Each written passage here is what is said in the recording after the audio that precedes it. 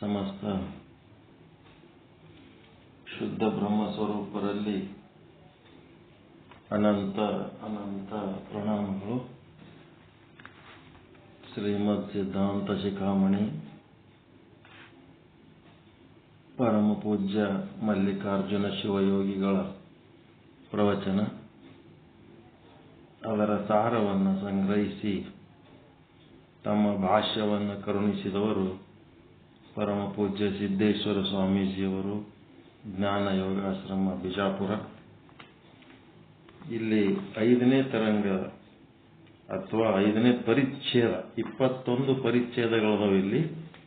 ಅದರಲ್ಲಿ 5ನೇ ಪರಿಚ್ಛೇದದೊಳಗಿನ ಶ್ಲೋಕ ಏಕ ಏವ ಶಿವ ಸಾಕ್ಷಾತ್ ಚಿದಾನಂದಮಯೋ ವಿಭು ನಿರ್ವಿಕಲ್ಪೋ ನಿರಾಕಾರೋ ನಿರ್ಗುಣೋ ನಿಷ್ಪ್ರಪಂಚಕ ಅಂತೇಳಿ ಈ ಒಂದು ಶ್ಲೋಕದೊಳಗೆ ಪರಮಾತ್ಮನ ಸುಮಾರು 9 ಲಕ್ಷಣಗಳನ್ನು ಈ ಒಂದು ಶ್ಲೋಕದೊಳಗದವ. ಏಕ, ಶಿವ ಸಾಕ್ಷಾತ್, ಚಿನ್ಮಯ, ಆನಂದಮಯ, ವಿಭು, ನಿರ್ವಿಕಲ್ಪ, ನಿರಾಕಾರ, ನಿರ್ಗುಣ, ನಿಷ್ಪ್ರಪಂಚಕ. ಇವುದ್ರ ಪೈಕಿ ನಿನ್ನೆ ತನಕ 5 ಲಕ್ಷಣಗಳನ್ನು ಅಧ್ಯಯನ ಮಾಡಿವಿ. ಇವತ್ತು 6ನೇ ಲಕ್ಷಣ ನಿರ್ವಿಕಲ್ಪ. ನಿರ್ವಿಕಲ್ಪ ಅಂದ್ರೆ ಏನು ಅರ್ಥ ಮಾಡ್ಕೊಂಡಿರಿ? ಪರಮಾತ್ಮನ ಲಕ್ಷಣ ನಿರ್ವಿಕಲ್ಪ.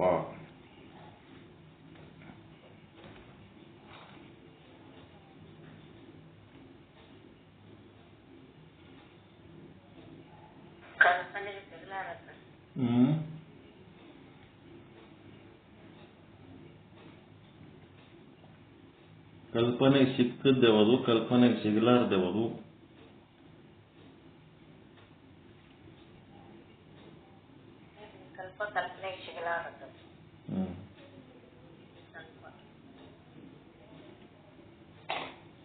ಏನ್ ಕಲ್ಪನೆಗೆ ಸಿಕ್ಕದ್ದು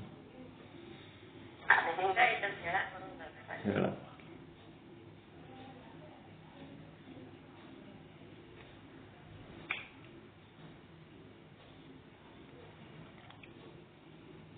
ಈಗ ಸಮುದ್ರ ಅದ ಅಲ್ರಿ, ಈಗ ಯಾರು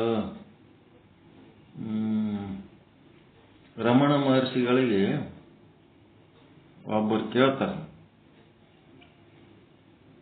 ನೀವು ಸದಾ ಸಮಾಧಿ ಒಳಗಿರ್ತೀರಿ,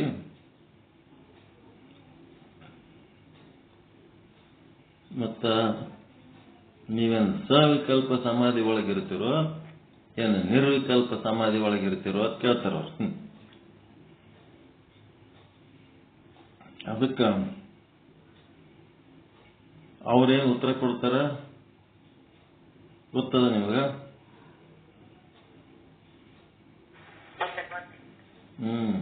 ನೀವೆಲ್ಲ ಮಹಾತ್ಮರ ವಿಚಾರಗಳನ್ನ ತಿಳ್ಕೊತಿರ್ಬೇಕು.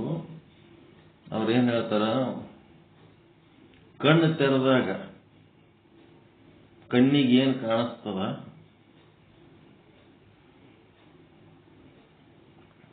ಆ ದೃಶ್ಯಗಳಲ್ಲಿ ಸವಿಕಲ್ಪ ಸಮಾಧಿ ಒಳಗಿರ್ತೀನಿ. ಕಣ್ಣು ಮುಚ್ಚಿದ ಮೇಲೆ ಏನೂ ದೃಶ್ಯಗಳು ಇಲ್ಲದಾಗ ನಾನೇನಾಗ್ತೀನಿ? ಯಾವ ಸಮಾಧಿಯಾಗಿರ್ತೀನಿ? ನಿರ್ವಿಕಲ್ಪ ಸಮಾಧಿ. ಹಿಂಗಾತ. ಅದಕ್ಕೆ ನಾವು ಕಣ್ಣು ತೆರೆದಾಗ ಕಣ್ಣು ಮುಚ್ಚಿದಾಗ ಏನಪ್ಪ? ಈಗ ಸಮುದ್ರ ನೋಡಿಲ್ಲಾರದವ್ರಿಗೆ ಸಮುದ್ರ ನೋಡ್ಬೇಕು ಅಂತ ಒಂದು ಆಸೆ ಇರ್ತದೆ. ಬಹಳ ಮಂದಿ ಸಮುದ್ರ ನೋಡಿರಲ್ಲ, ನೋಡ್ಬೇಕಂತ ಒಂದು ಆಸೆ. ಸಮುದ್ರ ಅಂದ್ರೆ ಹೆಂಗ? ಯಾರೋ ಹೇಳ್ತರು, ಎಲ್ಲ ಕೆರೆ ನದಿ ಏನೇನು ಇರ್ತಾವಲ್ಲ ಅವು ಏನ್ ನೋಡಿದ್ರು ಈ ಕಡೆ ದಂಡಿಗೆ ನಿಂತ್ರೆ ಆ ಕಡೆ ದಂಡಿ ಕಾಣಿಸ್ತಿರ್ತವ. ಆದ್ರೆ ಸಮುದ್ರ ಹೆಂಗಿರ್ತದಂದ್ರ ಈ ದಂಡಿಗೆ ನಿಂತ್ರೆ ಆ ಕಡೆ ದಂಡಿ ಕಾಣಲ್ಲ, ಬರೀ ನೀರು ಕಾಣ್ತದ. ನೀರ ಆಕಾಶ ಎರಡೇ ಕಾಣ್ತದ, ಅಲ್ಲಿ ದಂಡಿನೇ ಕಾಣಲ್ಲ ಅಂತ. ಜಲರಾಶಿ ಒಂದೇ ಕಾಣ್ತದಲ್ಲ. ಇದು ಒಬ್ಬೊಬ್ರದ್ದು ಒಂದೊಂದು ಅನುಭವ. ನಾನು ಮಕ್ಕಳಿಗೆ ಮಂಗಳೂರಾಗ ಹಚ್ಚಿದ್ದೆ ಕಾಲೇಜ್ ಓದ್ಲಕ್ಕ. ನೋಡೇ ಬರಂ ನಡಿ ಸಮುದ್ರ. ನಾನು ಒಂದ್ಸಾರಿ ಹೋಗಿ ಸಮುದ್ರ ಸಮೀಪ ಹೋಗಿ ನೋಡಿ, ಸಮುದ್ರ ನೋಡಿನಿ ಅಂತ ಒಂದು ಅನಿಸ್ತು ನನಗೆ. ಹೊಳ್ಳಿ ಬಂದ್ಮೇಲೆ ಗುರುಗಳಿಗೆ ಹೇಳಿದೆ, ಸಮುದ್ರ ಒಂದು ನೋಡಿದ್ದಿಲ್ರಿ, ಅದೊಂದು ನೋಡ್ಬೇಕನ್ನೋ ಆಸೆ ಇತ್ತು, ನೋಡಿದೆ. ಸಮುದ್ರ ನೋಡಿದಿ? ಏನ್ ಸಮುದ್ರ ನೋಡಿದಪ್ಪ? ಅದು ಸುಮ್ಮನೆ ಇರಂಗಿಲ್ರಿ. ಒಟ್ಟು ಬೇರೆ ಎಲ್ಲರೇ ಯಾವ್ದಾರ ನದಿ ಬಲ್ಲಿ ಎಲ್ಲರ ಕೂತ್ರ ನೀರು ಸುಮ್ಮ ಹರಿತಿರ್ತದ ತನ್ಪಾಡಿ ತಾನು. ಈ ಸಮುದ್ರ ಮಾತ್ರ ಸುಮ್ಮ ಇರಂಗಿಲ್ಲ. ಹಂಗೇ ಬಂದು ತೆರೆಗಳು ಬಂದು ಗುಮ್ಮತಿರ್ತದ. ಸಮುದ್ರ ದಂಡಿ ಕುಂದಿರುವಾಗ ತೆರೆಗಳು ಬಂದು ಹಂಗೆ ಯಾವ ತೆರೆ ಏಡ್ ದೊಡ್ಡದು ಬಂದು ಯಾವಾಗ ಅಪ್ಪಳಿಸ್ತದ ಗೊತ್ತಿಲ್ಲ, ಎಷ್ಟು ದೂರ ಬರ್ತದ ಗೊತ್ತಿಲ್ಲ. ಒಟ್ಟ ಸುಮ್ಮ ಇರಂಗಿಲ್ಲ. ಅದು ಬಹಳ ಆಕ್ಟಿವ್ ಇರ್ತದ್ರಿ ಈ ಸಮುದ್ರ. ಓವರ್ ಆಕ್ಟಿವ್ ಇರ್ತದ ಏನೋ ನನಗೆ ಅನಿಸಿದ್ದು ಹೇಳಿದೆ. ಇದಕ್ಕೆ ಸಮುದ್ರ ಅಂದೆ ನೀನಂತಂತ. ನೀನೇನು ವರ್ಣನೆ ಮಾಡ್ಲಕತ್ತಿದಿ, ಇದು ಸಮುದ್ರದ ಅಲ್ಲ, ಇದು ತೆರೆಗಳ ವರ್ಣನೆ. ನೀ ತೆರೆ ನೋಡಿ ಬಂದಕ್ಕೆ ಆ ತೆರೆಗೆ ಸಮುದ್ರ ಅಂದಿದಿ.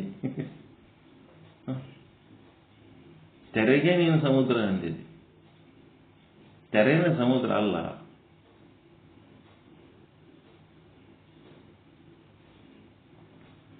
ತೆರೆಗಳು ಇಲ್ಲದಂತಹ ಜಲರಾಶಿ ಶಾಂತವಾಗಿ ಆಳದಲ್ಲಿ ಈ ತೆರೆಗಳ ಕೆಳಗೆ ಆದ ಅದು ಸಮುದ್ರ.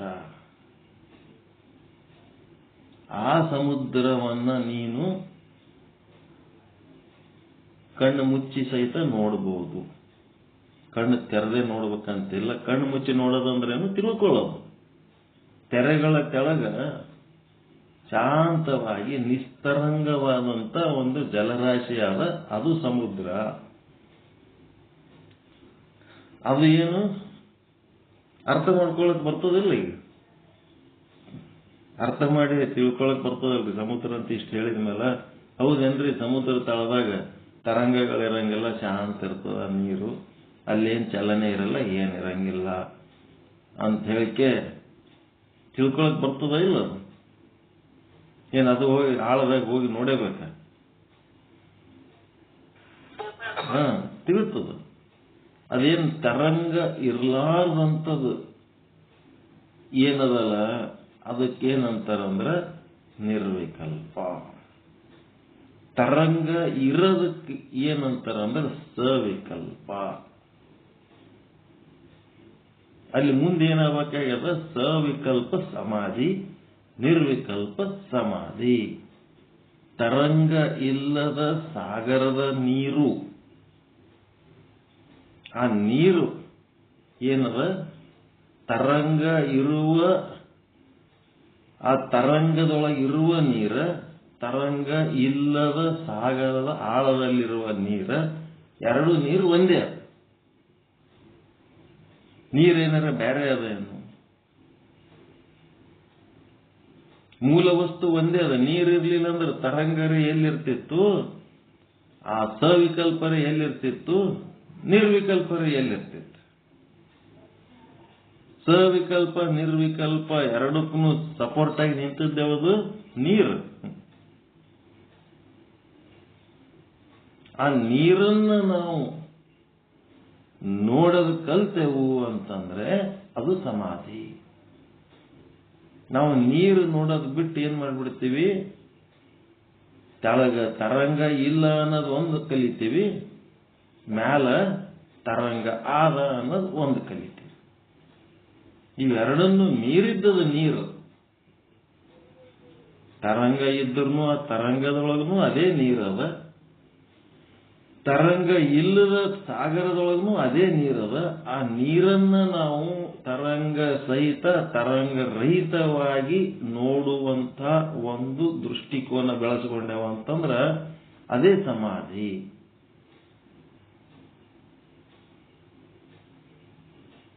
ತಿಳಿತೀರ?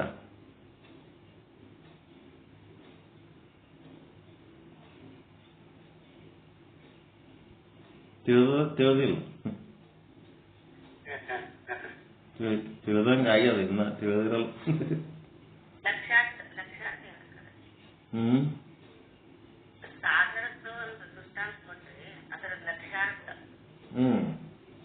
ದ್ರಾಷ್ಟಾಂತ, ದೃಷ್ಟಾಂತದ ಬದಲು ದ್ರಾಷ್ಟಾಂತ ಬೇಕಾಗ್ಯದ ಈಗ ನೀವು. ಈಗ ನಾವು ನೀವು ಎಲ್ಲರೂ ಅದೀವಿ. ಒಬ್ಬೊಬ್ಬರ ಬುಂದಿ ಒಂದೊಂದು ಥರ ಅದ, ಒಬ್ಬೊಬ್ಬರ ಸ್ವಭಾವ ಒಂದೊಂದು ಥರ ಅದ. ನಿಮ್ಮಲ್ಲಿ ಎಲ್ಲರೂ ಮನುಷ್ಯರಂಗೆ ಕಾಣ್ತೀವಿ ಖರೆ, ಆದ್ರೆ ಗಂಡು ಹೆಣ್ಣು ಭೇದ, ಜಾತಿ ಜಾತಿ ಭೇದ, ಧರ್ಮ ಧರ್ಮ ಭೇದ, ದೇಶ ಭೇದ, ಭಾಷಾ ಭೇದ. ನಿಮ್ಮೂರು ಬೇರೆ, ನಮ್ಮೂರು ಬೇರೆ, ನಿಮ್ಮ ಭಾಷೆ ಬೇರೆ, ನಮ್ಮ ಭಾಷೆ ಬೇರೆ, ಸಾಕಷ್ಟು ಭೇದಗಳದಾವ. ಈ ಎಷ್ಟು ಭೇದಗಳದಾವ, ಈ ಭೇದಗಳು ಜಾತಿ ಭೇದ, ವರ್ಗ ಭೇದ, ವರ್ಣ ಭೇದ, ಬ್ರಾಹ್ಮಣ, ಕ್ಷತ್ರಿಯ, ವೈಶ್ಯ, ಶೂದ್ರ, ಬ್ರಹ್ಮಚರ್ಯ, ಗೃಹಸ್ಥ, ವಾನಪ್ರಸ್ಥ, ಸನ್ಯಾಸಿ, ಏನೇನು ಭೇದಗಳದಾವ ಅಲ್ಲೆಲ್ಲ ಲಿಸ್ಟ್. ಡಿಫರೆನ್ಸ್ಗಳು ಅದಾವಿಲ್ಲ ನಮ್ಮಲ್ಲಿ. ಎಲ್ಲ ಒಂದೇ ಇದೆ.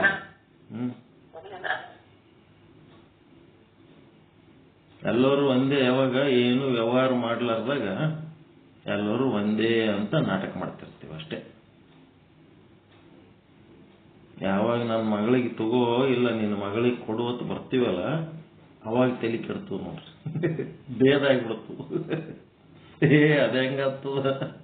ಪ್ರವಚನ ಹೇಳ್ತಾರನ್ನ ಏನು ಅವ್ರ ನಂಗೆ ಬೀಳಿಸ್ತಾನ ಮಾಡೋದಿರ್ತದೆ. ಅವ್ರ್ಯಾರು ನಾವ್ಯಾರು ಬಂದ್ಬಿಡ್ತು. ಉಣುವಲ್ಲಿ ಉಡುವಲ್ಲಿ ಕ್ರೀ ಅಳೀತೆಂಬರು, ಎಲ್ಲರೂ ಒಂದೇ ಎಂಬರು. ಕೊಡುವಲ್ಲಿ ಕೊಂಬಲ್ಲಿ ಜಾತಿ ಭೇದವನ್ನೆಣಿಸುವರು. ಹೆಂಗದ? ಎಲ್ಲನೂ ಅಖಂಡ ಬ್ರಹ್ಮ ಒಬ್ಬನೇ ಅದನ್ ಒಬ್ಬನೇ ಅದನ್ ಒಬ್ಬನೇ ಅದನ್ ಅಂತೇಳಿ ಎಲ್ಲರೂ ಒಂದೇ ಇದೀವಿ ಅಂತ ಹೇಳಿ ಪ್ರವಚನದಾಗ ದೊಡ್ಡ ನಾಟಕ ಮಾಡಿ, ಮತ್ತೆ ಎಲ್ಲರೂ ಒಂದೇ ಇದೀವಿ ತಂದ ಮೇಲೆ ಅಟ್ಲೀಸ್ಟ್ ನಮ್ಮ ಶುದ್ಧ ಬ್ರಹ್ಮ ಪೀಠದಾಗರೆ ಒಬ್ರಿಗೊಬ್ರು ಕೊಡೋದು ತಗೊಳ್ಳೋ ಮಾಡಮು, ಎಲ್ಲರೂ ಒಂದಾಗಿರೋಣ ಅಂತಂದ್ರೆ ಆಗಲ್ಲ. ಸಾಕಷ್ಟು ವ್ಯತ್ಯಾಸಗಳು ಅದಾವ ನಮಗ ನಿಮಗ. ಈ ವ್ಯತ್ಯಾಸಗಳೇನದಾವ ಅಂದ್ರೆ ಇವು ಸವಿಕಲ್ಪ. ಸವಿಕಲ್ಪ. ಈ ಸವಿಕಲ್ಪಗಳು ಎಷ್ಟೇ ವ್ಯತ್ಯಾಸಗಳಿದ್ರೂ ಸಹಿತ ಆ ಎಲ್ಲ ವ್ಯತ್ಯಾಸಗಳಿಗೆ ಸಪೋರ್ಟ್ ಆಗಿ ನಿಂತಂಥದ್ದು ಯಾವುದು? ಅದೇ ಶುದ್ಧ ಬ್ರಹ್ಮನ. ಯಾವುದಾ? ಇಲ್ಲ. ಶುದ್ಧ ಬ್ರಹ್ಮನೊಳಗೆ ಸಾಕಷ್ಟು ಭೇದಗಳು ತೋರ್ಲಿಕ್ಕತ್ತಾವ. ಅಲ್ಲಿರೋದು ಒಂದೇ ಶುದ್ಧ ಬ್ರಹ್ಮ.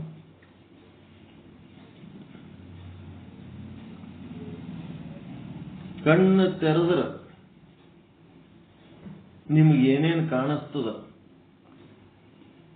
ಎಲ್ಲ ಬೇರೆ ಬೇರೆ ಬೇರೆ ಬೇರೆ ಭೇದ ಭೇದ ಭೇದ ಭಿನ್ನ ಭಿನ್ನ ಭಿನ್ನ ಭೇದ ಭೇದ ಭೇದ ಭಿನ್ನ ಭಿನ್ನ ಭಿನ್ನ ಕಾಣ್ತಾನೆ ಇರ್ತದೆ, ಕಾಣ್ತಾನೆ ಇರ್ತದೆ, ಕಾಣ್ತಾನೆ. ಆ ಎಲ್ಲ ಭೇದಗಳು ಎಷ್ಟೇ ಇದ್ರೂ ಸಹಿತ ಬಂಗಾರದ ಅಂಗಡಿಗೆ ಹೋದ್ರೆ ಅಂತಂದ್ರೆ ಆಭರಣಗಳು ತಲೆ ಕೆಟ್ಟ ಹೋಗ್ಬಿಡ್ತದೆ. ಎಷ್ಟು ಶೋರೂಮ್ ಮಾಡ್ಯಾರ, ಏರ್ ಕಂಡೀಷನ್ ಮಾಡ್ಯಾರ, ಮೇಕಿಂಗ್ ಚಾರ್ಜ್ ಅಂತಾರ, ಡಿಸೈನ್ ಅಂತಾರ. ಆ ಬಂಗಾರಕ್ಕಿಂತ ರೇಟ್ ಅವ್ರು ಮೇಕಿಂಗ್ ಚಾರ್ಜ್ ಬಹಳ ಆಗ್ತಿರ್ತಾರ, ಏನೇನೋ ಮಾಡ್ತಿರ್ತಾರ. ಅದೆಲ್ಲ ಏನದು? ಸವಿಕಲ್ಪ. ಆ ಡಿಸೈನಿನ ಹಿಂದ ಬಂಗಾರ ಆದ ಅಂತೇಳಿ ನೀವೇನು ಬಂಗಾರ ನೋಡಿ ಬಂಗಾರ ಸಮೇತ ಆ ಡಿಸೈನ್ ನೋಡಿದ್ರಿ ಅಂತಂದ್ರೆ ಸವಿಕಲ್ಪ ಸಮಾಧಿ. ಬಂಗಾರ ಸಮೇತ ಡಿಸೈನ್ ನೋಡೋದು ಕಲಿಬೇಕು ನಾವು. ಅಲ್ಲಿ ನಿಮಗ ಶಾಂತಿ, ನೆಮ್ಮದಿ, ಆನಂದ ಸಿಕ್ತು. ಬಂಗಾರ ಮರ್ತು ಬರೇ ಡಿಸೈನ್ ನೋಡಿದ್ರಿ ತಲೆ ಕೆಟ್ಟ ಹೋಗುತ್ತೆ.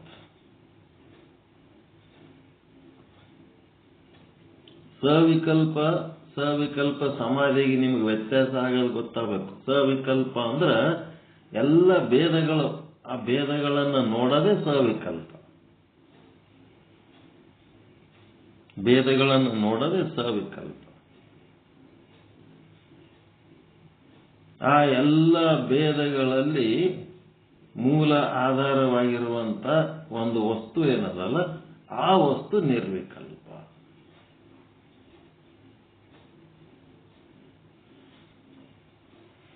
ಈಗ ನಾವೇನ್ ಮಾಡ್ಬೇಕಾಗ್ಯದ, ಆ ಮೂಲ ಆಧಾರ ವಸ್ತು ಈ ಎಲ್ಲ ಸವಿಕಲ್ಪಗಳನ್ನು ಬಿಟ್ಟು ಆ ಒಂದು ಭೇದ ರಹಿತವಾದ ಅಖಂಡವಾದ ಒಂದು ವಸ್ತು ಏನದಲ್ಲ, ಅದು ನಿರ್ವಿಕಲ್ಪ. ಆ ಸವಿಕಲ್ಪಕ್ಕ ಮತ್ತು ನಿರ್ವಿಕಲ್ಪಕ್ಕ ಆಧಾರವಾಗಿರುವಂತ ಒಂದೇ ಒಂದು ವಸ್ತು ಏನದಲ್ಲ, ಆ ವಸ್ತು ಏನ್ ಮಾಡ್ತದೆ, ನಿಮಗೆ ಸಮಾಧಿ ಸುಖ ಕೊಡ್ತದೆ. ಅದನ್ನು ನೋಡಿದರೆ ಸಮಾಧಿ ಸುಖ ಕೊಡ್ತದೆ, ಸಮಾಧಿ ಆನಂದ ಕೊಡ್ತದೆ, ಪರಮಾನಂದ ಕೊಡ್ತದೆ. ಸವಿಕಲ್ಪಕ್ಕ ಮತ್ತು ನಿರ್ವಿಕಲ್ಪಕ್ಕ ಎರಡಕ್ಕೂ ಆಧಾರವಾಗಿ ನಿಂತಂಥದ್ದು. ಬಂಗಾರಕ್ಕೂ ಆಧಾರವಾಗಿ ನಿಂತದ್ದು ಅದೇ ಬ್ರಹ್ಮ, ಆಭರಣಕ್ಕೂ ಆಧಾರವಾಗಿ ನಿಂತದ್ದು ಅದೇ ಬ್ರಹ್ಮ.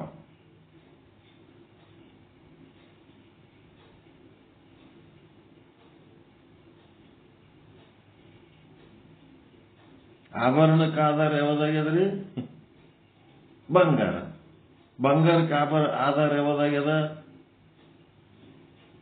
ಪೃಥ್ವಿ. ಪೃಥ್ವಿ ಪೃಥ್ವಿ ಮಣ್ಣು. ಪೃಥ್ವಿಲಿಂತ ಬಂಗಾರ ಬಂದದ ಇಲ್ಲ? ಪೃಥ್ವಿಲಿಂತ ಬಂಗಾರ ಬಂದದ. ಶುದ್ಧ ಬ್ರಹ್ಮ ಡೈರೆಕ್ಟ್ ಎಲ್ಲಿ ಬರ್ತಾನೆ? ಸೀದಾ ಬಂದೇನು ಆಭರಣದ ಕೂತಾನೆ ನಾವು? ಮೊದಲು ಪೃಥ್ವಿ ಎದರಿಂದ ಆಗ್ಯದ? ಜಲದಿಂದ ಆಗ್ಯದ. ಜಲ ಎದರಿಂದ ಆಗ್ಯದ? ಅಗ್ನಿಲಿಂತ ಆಗ್ಯದ. ಅಗ್ನಿ ಎದರಿಂದ ಆಗ್ಯದ? ವಾಯುಲಿಂತ ಆಗ್ಯದ. ವಾಯು ಎದರಿಂದ ಆಗ್ಯದ? ಆಕಾಶದಿಂದ. ಆಕಾಶ ಎದರಿಂದ ಆಗ್ಯದ? ಒಂದು ಮೂಲ ಪ್ರಕೃತಿ ಅಂತ ಒಂದು ಏನದಲ್ಲ, ಮಾಯೆ, ಅವಿದ್ಯೆ, ಮೂಲ ಪ್ರಕೃತಿ ಅಂತ ಏನಂತೀರಿ, ಸತ್ವ ರಜ ತಮ ತ್ರಿಗುಣಗಳುಳ್ಳಂತ ಒಂದು ಅಜ್ಞಾನ ಅಂತ ಏನದಲ್ಲ, ಅದು ಅದರಿಂದ ಆಗ್ಯದ. ಅದು ಎಲ್ಲಿ ಆಶ್ರಯ ತಗೊಂಡದ? ಶುದ್ಧ ಬ್ರಹ್ಮನಲ್ಲಿ ತಗೊಂಡದ. ಅದು ಏನು? ಶುದ್ಧ ಬ್ರಹ್ಮನ ಶಕ್ತಿ, ಶುದ್ಧ ಬ್ರಹ್ಮನ ಮಾಯೆ, ಶುದ್ಧ ಬ್ರಹ್ಮನ ಅವಿದ್ಯೆ, ಶುದ್ಧ ಬ್ರಹ್ಮನ ಪ್ರಕೃತಿ. ಅಶುದ್ಧ ಬ್ರಹ್ಮ ಅದನಂತೇಳಿ ಶುದ್ಧ ಬ್ರಹ್ಮನಲ್ಲಿ ಪ್ರಕೃತಿ ಅದ. ಆ ಪ್ರಕೃತಿಯಿಂದ ಮುಂದೆ ಸತ್ವ ರಜ ತಮೋಗಣಗಳ ಪ್ರಕಾರ ಪಂಚಭೂತಗಳಾಗಿ, ಪಂಚಭೂತಗಳಿಂದ ಈ ಒಂದು ಬಂಗಾರ ತಯಾರಾಗ್ಯದ. ಈ ಬಂಗಾರದೊಳಗೆ ಒಂದು ಡಿಸೈನ್ ತಯಾರಾಗ್ಯದ. ಆ ಡಿಸೈನ್ ಇರ್ಬೇಕಾದ್ರೆ ಬಂಗಾರ ಬೇಕು. ಬಂಗಾರ ಇರ್ಬೇಕಾದ್ರೆ ಹಿಂದೆ ಪಂಚಭೂತಗಳು ಮತ್ತು ಅಶುದ್ಧ ಬ್ರಹ್ಮ ಇರಬೇಕು. ಎಲ್ಲ ಓಟಕ್ಕೂ ಅವನೇ ಸಪೋರ್ಟ್. ಈಗ ನಾವೇನ್ ಮಾಡ್ತೀವಿ? ಡಿಸೈನ್ ಬಿಟ್ಟು ಬಂಗಾರ ನೋಡೋದು ಕಲಿಬೇಕು. ಅದು ನಿರ್ವಿಕಲ್ಪ ಸಮಾಧಿ. ಡಿಸೈನ್ ಹಿಡ್ಕೊಂಡು ಬಂಗಾರ ನೋಡೋದು ಕಲಿಬೇಕು. ಅದು ಸವಿಕಲ್ಪ ಸಮಾಧಿ. ಆ ಬಂಗಾರ ನೋಡೋದಂದ್ರೆ ಹೆಂಗ್ ನೋಡ್ಬೇಕು? ಬ್ರಹ್ಮ ಸ್ವರೂಪ ಆಗಿ ನೋಡ್ಬೇಕು. ಬ್ರಹ್ಮನೇ ಬಂಗಾರ ಆಗ್ಯಾನ, ಬ್ರಹ್ಮನೇ ಬಂಗಾರ ರೂಪದಾಗ ಅದಾನ, ಬ್ರಹ್ಮನೇ ಪ್ರಕೃತಿ, ಪ್ರಕೃತಿಯಿಂದ ಪಂಚಭೂತ, ಪಂಚಭೂತದಿಂದ ಬಂಗಾರದ ಲೆವೆಲ್ಲಿಗೆ ಹೋಗಿ ನಿಂತ್ರಿ ಅಂತಂದ್ರ ಅದು ನಿರ್ವಿಕಲ್ಪ ಸಮಾಧಿ. ಒಂದು ಬಂಗಾರ ಇಲ್ಲ ಮನ್ಯಾಗ, ಬಂಗಾರ ಬೇಕಾದಟ್ಟದ ತೇಳಕ್ಕೆ ಗಂಡ ಒಂದು ಇಟ್ಟಂಗಿ ತಂದು, ಬಂಗಾರದ ಇಟ್ಟಂಗಿನೋ ಬಿಸ್ಕಿಟೋ ತಂದು ಅಲ್ಮಾರಿಗೆ ಇಟ್ರೆ ಅವನ ಹೆಂಡತಿಗೆ ಸಮಾಧಾನ ಆಗ್ತದೆ ಏನದು? ಒಂದು ಬಂಗಾರದ ಇಟ್ಟಂಗಿ ತಂದು ಅಲ್ಮಾರಿಗೆ ಇಟ್ಟಿನಲ್ಲ, ಬಂಗಾರ ಇಲ್ಲ ಅಂತ ಮನ್ಯಾಗ ಬೇಕಾದಟ್ಟು ಬಂಗಾರ ಅದ, ಒಂದು ಇಟ್ಟಂಗಿ ಅದ ಅಂತಂದ್ರೆ ನಾನೇನ್ ಮಾಡ್ಲಿ ಅಂತವ. ಬಂಗಾರ ಇಟ್ಟಂಗಿ ಅಲ್ಮಾರಿಗೆ ಇರ್ತೀರಿ ಅದಕ್ಕೆ ಬಂತಂತ ಏನ್ ಮಾಡ್ಬೇಕಂತವ? ಬಂಗಾರ ತಗೊಂಡು ಆಭರಣ ಮಾಡಿ ಹಾಕೋಬೇಕಂತಾಳ. ಅದು ಎಂತ ಬುದ್ಧಿ ಹಾಕೋ ಹೆಣ್ಮಕ್ಳಿಗೆ. ಅದು ಮೆಟಲ್, ಅದು ಬ್ಯಾಸಿಯಾಗ ಸುಡುತ್ತಿರ್ತದ, ಹಾಕೋಬೇಕಂತಾರ. ಮಣಗಟ್ಲೆ ಹಾಕೋಬೇಕು, ಮೈಮೇಲೆ ಬಟ್ಟಿ ಸಹಿತ ಕಿತ್ತು ಒಯ್ಯಬೇಕಂತ ನಮಗನಿಸ್ತದ. ಅದು ಎಟ್ ಹಾಕೊಂಡ್ರು ಸಮಾಧಾನ. ಅದೆಂತ ಗುಣ, ಅದೆಂತ ಸ್ವಭಾವ ಅವ್ರಿಗೆ ದೇವ್ರು ಕೊಟ್ಟನೋ ಗೊತ್ತಿಲ್ಲ. ಅದು ಹಾಕೊಂಡ್ರೆ ಸಮಾಧಾನ ಅಂತ. ಅದೇನು ಹಾಕೊಂಡು ಮತ್ತೆ ಚಟ ನಿಂದಿರ್ತಾರೆ. ಭಾರಿ ಏನೋ ಮಾಡಿ ಹಾಕೊಂಡಿನ ಅದು ಒಲ್ಲೋ. ಆ ಬಂಗಾರ ನೀವು ಬರೀ ಬಂಗಾರ ಆಭರಣಗಳನ್ನ ಬಿಟ್ಟು ಬರೀ ಬಂಗಾರ ನೋಡೋದು ಕಲ್ತ್ರಿ, ಅದು ನಿರ್ವಿಕಲ್ಪ. ಆ ಬಂಗಾರದ ಹಿಂದೆ ಬ್ರಹ್ಮನನ್ನ ನೋಡಿದ್ರಿ, ನಿರ್ವಿಕಲ್ಪ ಸಮಾಧಿ. ಆಭರಣದ ಡಿಸೈನ್ ನೋಡಿದ್ರಿ, ಸವಿಕಲ್ಪ. ಆ ಆಭರಣದ ಹಿಂದಿರುವ ಬಂಗಾರ ಮತ್ತು ಬಂಗಾರದ ಹಿಂದಿರುವ ಬ್ರಹ್ಮನನ್ನು ನೋಡಿದ್ರಿ, ಸವಿಕಲ್ಪ ಸಮಾಧಿ. ಸ್ವಚ್ಛ ತಿಳ್ಕೋಬೇಕಿದು. ಬರೀ ಆಭರಣ ನೋಡಿದ್ರಿ, ಡಿಸೈನ್ ನೋಡಿದ್ರಿ, ಅದು ಸವಿಕಲ್ಪ. ಬರೀ ಬಂಗಾರ ನೋಡಿದ್ರಿ, ನಿರ್ವಿಕಲ್ಪ. ಬಂಗಾರ ಇಟ್ಟಂಗಿ ಮನ್ಯಾಗ ಅದ, ಬೇಕಾದಟ್ಟು ಬಂಗಾರ ಅದರಿ, ಸುಮ್ಮನೆ ಕಿರಿಕಿರಿ ಮಾಡ್ತಾಳ ಅಂತ ಅಂದ್ರೆ ಸವಿಕಲ್ಪ ಇದ್ರೆ ಆಕಿ ಸಮಾಧಾನ ಇಲ್ಲ. ಇಲ್ಲ, ನಿರ್ವಿಕಲ್ಪ ಇತ್ತಂದ್ರೆ ಸಮಾಧಾನ ಇಲ್ಲ. ಅದು ಸವಿಕಲ್ಪ ಆಗ್ಬೇಕದ, ಡಿಸೈನ್ ಆಗ್ಬೇಕಂತಲ್ಲ, ಆಕಿ ಏನಾರ ಒಂದು ಆಭರಣ ಮಾಡಿ ಹಾಕೋಬೇಕಂತ. ನಿರ್ವಿಕಲ್ಪದಾಗಿತ್ತು ತಗೊಂಡು ಏನ್ ಮಾಡ್ಬೇಕು? ನಿಷ್ಕ್ರಿಯ ಬ್ರಹ್ಮನ್ ತಗೊಂಡು ಏನ್ ಬೆಂಕಿ ಹಚ್ಬೇಕು? ಅವನಿಗೆ ಕ್ರಿಯಾದಾಗ ಬರ್ಬೇಕಲ್ಲ, ಸಕ್ರಿಯ ಇರ್ಬೇಕಲ್ಲ. ಇನ್ಆಕ್ಟಿವ್ ತಗೊಂಡು ಅವನ್ ವರ್ಣನೆ ಮಾಡಿ ಏನ್ ಮಾಡೋಣ? ತಗೊಂಡು ನಾವು ಆಕ್ಷನ್ದಾಗ ಬರ್ಬೇಕು. ಅದು ಬಳಕೆಯಲ್ಲಿರ್ಬೇಕು. ಬಳಕೆಯಲ್ಲಿ ಇಲ್ಲದ್ದು ತಗೊಂಡು ಏನ್ ಮಾಡವ? ಆಕಾಶದ ಮಾವಿನ ಹಣ್ಣು ಮೆಲ್ಲಲಿಲ್ಲ, ಕೊಯ್ಯಲಿಲ್ಲ. ಕೊಯ್ದು ತಗೊಳಕ್ಕೂ ಬರಲಿಲ್ಲ, ತಿಲ್ಲಕ್ಕೂ ಬರಲಿಲ್ಲ ಅಂತ ತಗೊಂಡು ಏನ್ ಮಾಡಬೇಕು? ಆಕ್ಟಿವ್ ಇರೋಂಥದ್ದು ಬೇಕು ನಮ್ಗೆ. ಈ ರೀತಿ ಸವಿಕಲ್ಪ, ನಿರ್ವಿಕಲ್ಪ, ಸವಿಕಲ್ಪ ಸಮಾಧಿ, ನಿರ್ವಿಕಲ್ಪ ಸಮಾಧಿ ಅಂದ್ರೆ ಏನಂತ 4 ಶಬ್ದಗಳು ಹೇಳಕತ್ತೀನಿ. ನಾನು ಪ್ರಯತ್ನ ಮಾಡ್ಲಕತ್ತೀನಿ, ನೀವು ತಿಳ್ಕೊಳಕ್ ಪ್ರಯತ್ನ ಮಾಡಬೇಕು. ಆಭರಣ ಮಾತ್ರ ನೋಡಿದ್ರಿ, ಸವಿಕಲ್ಪ. ಬಂಗಾರ ಮಾತ್ರ ನೋಡಿದ್ರಿ, ನಿರ್ವಿಕಲ್ಪ. ಆ ಆಭರಣದ ಜೊತೆಗೆ ಪರಮಾತ್ಮನನ್ನ ನೋಡಿದ್ರಿ. ಹೆಂಗ ನೋಡ್ಬೇಕು? ಆಭರಣದಿಂದ ಬಂಗಾರದಿಂದ ಪಂಚಭೂತದ ಹಿಂದೆ ಪ್ರಕೃತಿ ಅದ, ಪ್ರಕೃತಿ ಹಿಂದೆ ಬ್ರಹ್ಮದನ. ಅಲ್ಲಿ ಬ್ರಹ್ಮದನ ಅಂತೇಳಿ ಇಲ್ಲಿ ಆಭರಣ ಅದ. ಈ ರೀತಿ ತಿಳ್ಕೊಂಡು ಪರಮಾತ್ಮನ ಅವನನ್ನು ಗಮನದಲ್ಲಿ ಇಟ್ಟುಕೊಂಡು ನೀವು ಆ ಡಿಸೈನ್ ನೋಡಿದ್ರಿ ಅಂದ್ರೆ ಅದಕ್ಕೆ ಸವಿಕಲ್ಪ ಸಮಾಧಿ. ಎಂಥ ಜೀವಿಗಳೇ ಇರಲಿ, ಎಂಥ ವಸ್ತುಗಳೇ ಇರಲಿ, ನಿಮ್ಮ ಕಣ್ಣೆದರ ಒಂದು ಚಂದನೊಂದು ಹುಡುಗಿ ಬಂದಾಳೋ, ಒಂದು ಚಂದನೊಂದು ಹುಡುಗ ಬಂದಾನೋ, ಏನ್ ಬಂದರೂ ಸಹಿತ ಅವನಿಗೆ ನೋಡಿ ಅವನ ಹಿಂದಿರುವ ಬ್ರಹ್ಮನನ್ನು ನೋಡ್ಬೇಕು ನಾವು. ಬ್ರಹ್ಮನ ಸಮೇತವಾಗಿ ಆ ಹುಡುಗ ಅಥವಾ ಆ ಹುಡುಗಿನ ನೋಡಬೇಕು. ಬ್ರಹ್ಮನೇ ಈ ಹುಡುಗ ಆಗಿ ನಿಂತಾನ, ಬ್ರಹ್ಮನೇ ಈ ಹುಡುಗಿಯಾಗಿ ತೋರ್ಲಿಕ್ಕತ್ತಾಳ, ಬ್ರಹ್ಮನೇ ಈ ಹುಡುಗ ಆಗಿ ತೋರ್ಲಿಕ್ಕತ್ತಾನ. ಬ್ರಹ್ಮ ಆನಂದ ರೂಪ, ಅವನಿಗೆ ನೋಡಿ ಸಂತೋಷ ಪಡಬೇಕು.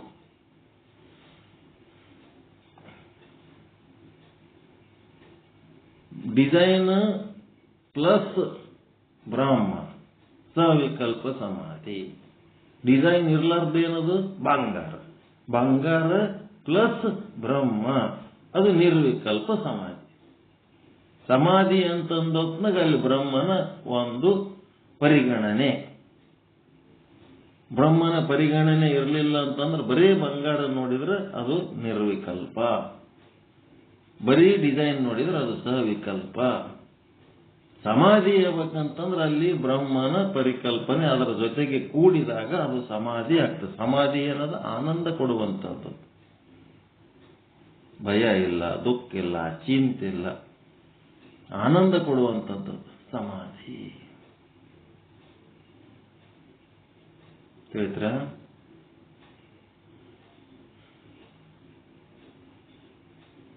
ಈಗ ನೀವು ಟಿವಿ ನೋಡ್ತಿರ್ತೀರಿ, ಸಿನಿಮಾಕ್ಕೆ ಹೋಗಿರ್ತೀರಿ. ಸಿನಿಮಾಕ್ಕೆ ಹೋದ್ಮೇಲೆ ಒಂದೇ ಸಲ ಸಿನಿಮಾ ಚಾಲು ಆಗ್ತದೇನು?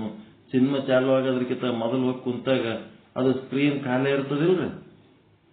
ಟಿವಿ ಚಾಲು ಮಾಡೋದಕ್ಕಿಂತ ಮೊದಲು ಸ್ಕ್ರೀನ್ ಖಾಲಿ ಇರ್ತದಿಲ್ಲ ಅಲ್ಲಿ? ಖಾಲಿ ಸ್ಕ್ರೀನ್, ಬಿಳಿ ಸ್ಕ್ರೀನ್ ಇರ್ತದೆ. ಆ ಬಿಳಿ ಸ್ಕ್ರೀನ್ ನೋಡಿದಾಗ ಹೆಂಗಿರ್ತದ? ಮನಸ್ಸು ಶಾಂತ ಇರ್ತದೆ, ಆನಂದ ಇರ್ತದೆ. ಎಷ್ಟೊತ್ತು ನೋಡ್ರಿ ಬಿಳಿ ಸ್ಕ್ರೀನು, ಎಷ್ಟು ಆರಾಮ ಇರ್ತದೆ. ಅದು ಏನೇನು ಸಮಸ್ಯೆ ಇಲ್ಲ, ಏನೇನು ಸಮಸ್ಯೆ ಇಲ್ಲ. ಮುಂದೆ ಸಿನಿಮಾ ಚಾಲು ಆಗ್ತದ, ಹೀರೋ ಹೀರೋಯಿನ್ಗಳದು ವಿಲನ್ಗಳದು ಆಟ ಚಾಲು ಆಗ್ತದ. ನೀರ ಬೆಂಕಿ ಎಲ್ಲಾನು ದೃಶ್ಯಗಳು ಬರ್ತಿರ್ತಾವ. ಕೊಲೆ ಸುಲಿಗೆಗಳಾಗ್ತಿರ್ತಾವ, ಮದುವೆ ಮುಂಜುವಿಗಳಾಗ್ತಿರ್ತಾವ, ಪ್ರೀತಿ ಪ್ರೇಮದ ಆಟಗಳು ನಡೆದಿರ್ತಾವ. ನಡೆದ ಹೊತ್ತನಾಗ ನೀವೇನ್ ಮಾಡ್ಲಕತ್ತಿ ಬಿಡ್ತೀರಿ, ಅವದ್ರೊಳಗ ತಾಧ್ಯಾತ್ಮತೆ ಹೊಂದಿ ಸುಖ ದುಃಖ ಅನುಭವಿಸ್ಲಿಕ್ಕೆ ಬಿಡ್ತೀರಿ. ಅದು ನೋಡಿ ಸುಖ ದುಃಖ ಅನುಭವಿಸ್ತೀರಾ ಇಲ್ಲ?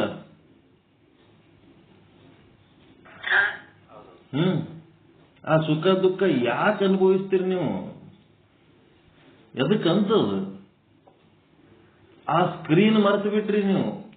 ಆ ಗೊಂಬೆಗಳು ಬರ್ಲಕತ್ತಿದ ಕೂಡಲೇ ಮೂಲ ಆಧಾರವಾದ ಸ್ಕ್ರೀನೇ ಮರೆತು ಬಿಟ್ರಿ ನೀವು. ಸ್ಕ್ರೀನ್ ಮರ್ತದಕ್ಕೆ ಏನಾಗಿಬಿಡ್ತು, ಅಲ್ಲಿರೋ ಗೊಂಬೆಗಳು ಕರೆ ಆಗಿಬಿಟ್ಟು. ಗೊಂಬೆ ಎದಕ್ಕೆ ಕರೆ ಆದವು? ನಿಮ್ಗೆ ಸುಖ ದುಃಖ ಯಾಕೆ ಕೊಡ್ತಾವಂದ್ರೆ ಅವು ಗೊಂಬೆ ಕರೆ ಆಗಿದ್ದಕ್ಕೆ. ಅವು ಗೊಂಬೆ ಯಾಕೆ ಕರೆ ಆಗ್ಯಾವ? ಆ ಸ್ಕ್ರೀನ್ ಮರ್ತದಕ್ಕೆ. ಮೂಲ ಆಧಾರವಾದ ಸ್ಕ್ರೀನ್ ನೆನಪಿಟ್ಕೊಂಡು ಇವತ್ತಲಿಂತ ಟಿವಿ ಚಾಲು ಮಾಡ್ರಿ. ಸತ್ಸಂಗ ಮುಗಿದ್ಮೇಲೆ ಟಿವಿ ಚಾಲು ಮಾಡ್ರಿ. ಟಿವಿ ಚಾಲು ಮಾಡಿದ್ಮೇಲೆ ಆ ಸ್ಕ್ರೀನ್ ಮರಿಬೇಡ್ರಿ. ಸ್ಕ್ರೀನ್ ಸಮೇತ ಟಿವಿ ನೋಡೋದು ಕಲೀರಿ. ಅವಾಗ ಇವೆಲ್ಲ ಗೊಂಬೆ, ಇವು ಸುಳ್ಳು. ಇವೆಲ್ಲ ಸ್ಕ್ರೀನ್ ಸಮೇತ ಅಲ್ಲಿ ಬೆಂಕಿ ಹತ್ತಿದ ದೃಶ್ಯ ನೋಡಿದ್ರೆ ಅಲ್ಲಿ ಏನು ಇಲ್ಲೇ ಇಲ್ಲ, ಬೆಂಕಿನೇ ಇಲ್ಲ. ಸುಳ್ಳು ಸುಳ್ಳು ಬೆಂಕಿ, ಸುಳ್ಳು ಮಳಿ, ಸುಳ್ಳು ದೃಶ್ಯ, ಸುಳ್ಳು ಮದುವೆ, ಎಲ್ಲ ಸುಳ್ಳು. ಎದಕ್ಕಾತವು? ಸ್ಕ್ರೀನ್ ನೆನಪಿದ್ದಕ್ಕೆ. ಸ್ಕ್ರೀನ್ ಮರ್ತರ ಗೊಂಬೆ ಕರೆ ಆಗಿಬಿಡ್ತಾವ. ಅವು ಏನ್ ಮಾಡ್ತಾವ? ನಿಮಗೆ ಲೌಕಿಕ ಸುಖ ದುಃಖ ಕೊಡ್ತಾವ. ಸ್ಕ್ರೀನ್ ಸಮೇತ ನೀವು ದೃಶ್ಯವನ್ನು ನೋಡಿದ್ರೆ ಅದೇ ಧನ. ಸ್ಕ್ರೀನ್ ಮರ್ತ ನೀವು ಬರೇ ಗೊಂಬೆಗಳು ನೋಡಿ ಅಲ್ಲಿ ಸುಖ ದುಃಖ ಅನುಭವಿಸಿದ್ರೆ ಅದೇ ಧನ ಅಷ್ಟೇ. ಪರಮಾತ್ಮನನ್ನು ಮರೆತು, ಅದು ಬಂಗಾರ ಇರ್ಬೋದು, ಯಾವುದೇ ವಸ್ತು ಇರ್ಬೋದು, ಯಾವುದೇ ಜೀವಿ ಇರ್ಬೋದು, ಆ ವಸ್ತುವನ್ನ ನೀವು ಪರಮಾತ್ಮನನ್ನು ಮರೆತು ನೀವು ಅದನ್ನೇನರೇ ನೋಡಿದ್ರಿ, ಮತ್ತೆ ಆ ವಸ್ತುವಿನ ಗುಣ ವಿಶೇಷಣಗಳೇನದಾವ ಅದನ್ನು ಪರಮಾತ್ಮನನ್ನು ಮರೆತು ನೀವೇನರೇ ನೋಡಿದ್ರಿ ಅಂತಂದ್ರೆ ಅದೇ ಧನ. ಪರಮಾತ್ಮನ ಸಮೇತವಾಗಿ ಅದನ್ನ ನೋಡಿದ್ರೆ ಅದೇ ಧನ, ಮತ್ತಿನೇನಿಲ್ಲ ಧನ. ಆ ಧನದಲ್ಲಿ ಜಂಗಮ ಅಂದ್ರೇನು? ಪರಮಾತ್ಮನನ್ನು ಮರೆತು ನೋಡುವ ದೃಶ್ಯನೇ ಧನ. ಅದರೊಳಗೆ ಜಂಗಮ ಪ್ರವೇಶ ಆಗಬೇಕು ಅಂದ್ರೆ ಪರಮಾತ್ಮ ಸಮೇತವಾಗಿ ನೋಡಿದರೆ ಆನಂದ ಆಗ್ತದೆ. ಪರಮಾತ್ಮನನ್ನು ಮರೆತ್ರೆ ಅಲ್ಲೇನಾಯ್ತು, ಅದು ಸುಖ ದುಃಖ ಕೊಡ್ಲಿಕ್ಕೆ ಹತ್ತಿಬಿಡ್ತದೆ.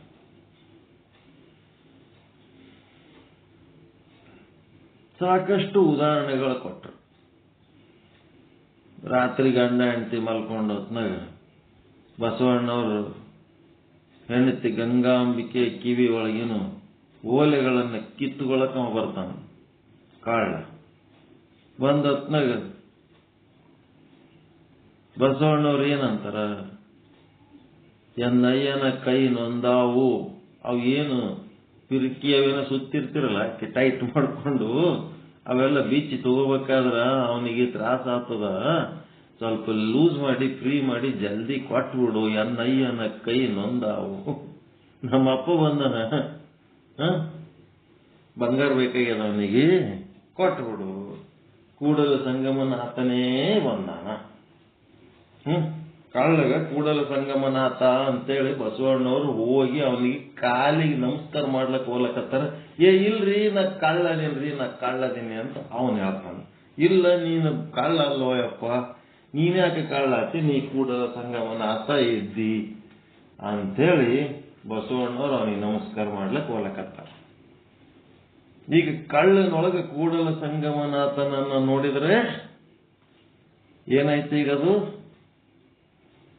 ಸವಿಕಲ್ಪ ಸಮಾಧಿ. ಸವಿಕಲ್ಪ ಸಮಾಧಿಲಿಂತ ನಿರ್ವಿಕಲ್ಪ ಸಮಾಧಿಗೆ ಹೋಗ್ಬೇಕು ಅಂತಂದ್ರೆ ಏನಾಯ್ತು? ಕಳ್ಳ ಹೋಗಿ ಅವ ಶರಣ ಆಗಿಬಿಟ್ಟ. ಶರಣ ಆದ್ಮೇಲೆ ಶರಣನೊಳಗ ಲಿಂಗ ದರ್ಶನ ಆಲಕತ್ತಲ್ಲ, ಲಿಂಗ ಸ್ವರೂಪ ಆದ್ಮೇಲೆ ಅದು ನಿರ್ವಿಕಲ್ಪ ಸಮಾಧಿ.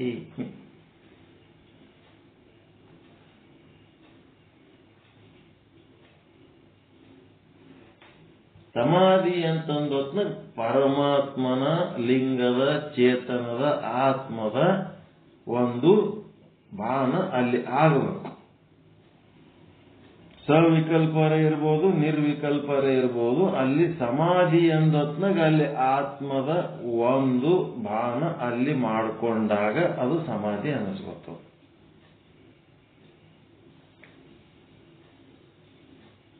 ಮೂಲ ಆಧಾರ ವಸ್ತು ಏನದ ಅದನ್ನ ಮರಿಬೇಕು. ಆವಾಗ ಅದು ಏನಾಗ್ಬಿಡ್ತದ, ಅದು ಅದರಿಂದ ದೂರ ಆಗಿದ್ದಕ್ಕೆ ಅದು ಏನಾಗ್ಬಿಡ್ತದ, ಅದೇ ವಸ್ತು ಖರೆ ಅನಿಸಿ ನಿಮ್ಗೆ ಸುಖ ದುಃಖ ಕೊಡ್ಲಕ್ಕೆ.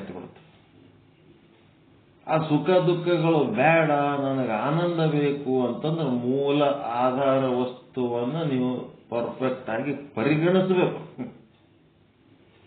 ಪರಿಗಣಿಸಿದ್ರಿ ಅಂತಂದ್ರೆ ಅದು ಬೆಕ್ಕಾದ ಡಿಸೈನ್ ಇರ್ಲಕ್ಕ, ಬೆಕ್ಕಾದಂಥವ್ರು ಇರ್ಲಕ್ಕ, ಅಂಗುಲಿ ಮಾಲಾನೇ ಇದ್ರೂ ಸಹಿತ 1000 ಮಂದಿಗೆ ಕೊಲ್ಲಿ ಅವ್ರ ಬೆರಳುಗಳನ್ನು ತಗೊಂಡು ತನ್ನ ಕೊರಳಗೆ ಸರ ಮಾಡಿ ಹಾಕೊಂಡಂತ ಅಂಗುಲಿ ಮಾಲಾನೇ ಇದ್ರೂ ಸಹಿತ ಆ ಅಂಗುಲಿ ಮಾಲನೊಳಗ ಬುದ್ಧ ಏನನ್ನ ನೋಡ್ದ, ಅಂಗುಲಿ ಮಾಲನನ್ನ ನೋಡ್ಲಿಲ್ಲ, ಬುದ್ಧನನ್ನೇ ನೋಡ್ದ. ತನ್ನನ್ನೇ ಅವನೊಳಗೆ ನೋಡಿದ್ನ ಇಲ್ಲ. ಬುದ್ಧನ ದರ್ಶನ ಮಾಡಿದ್ನೇ ಹೊರತು ಅಂಗುಲಿ ಮಾಲನ ದರ್ಶನ ಮಾಡಲಿಲ್ಲ. ಸವಿಕಲ್ಪ ಸಮಾಧಿ ಹೌದಾ ಅಲ್ಲ? ಬುದ್ಧ ಅಂಗುಲಿ ಮಾಲನ್ನ ಭೇಟಿಯಾಗಿ ಅವನೊಳಗಿನ ಬುದ್ಧನ ಸಂಗಟ ಮಾತಾಡಿ ಅವನಿಗೆ ತನ್ನ ಸಂಗಟ ಹೆಗದ ಮೇಲೆ ಕೈ ಹಾಕೊಂಡು ಕರ್ಕೊಂಡ್ಬರ್ತಾನ. ಇವನು ಅವನ ಸಮೀಪ ಹಿಂಗ ದಾರಿ ಹಿಡಿದು ಹೋಗ್ತಿರ್ತಾರ. ಹೋಗೋ ಟೈಮ್ನೊಳಗ ಅವ್ರ ಶಿಷ್ಯ ಒಬ್ಬ ಏನ್ ಅಂದ್ಬಿಡ್ತಾನ, ಅಂಗುಲಿ ಮಾಲ ಅನ್ನೋಕ್ಕಿ ಕಡೆ ಕುಂತಿರ್ತಾನ ಗುಡ್ಡದಾಗ.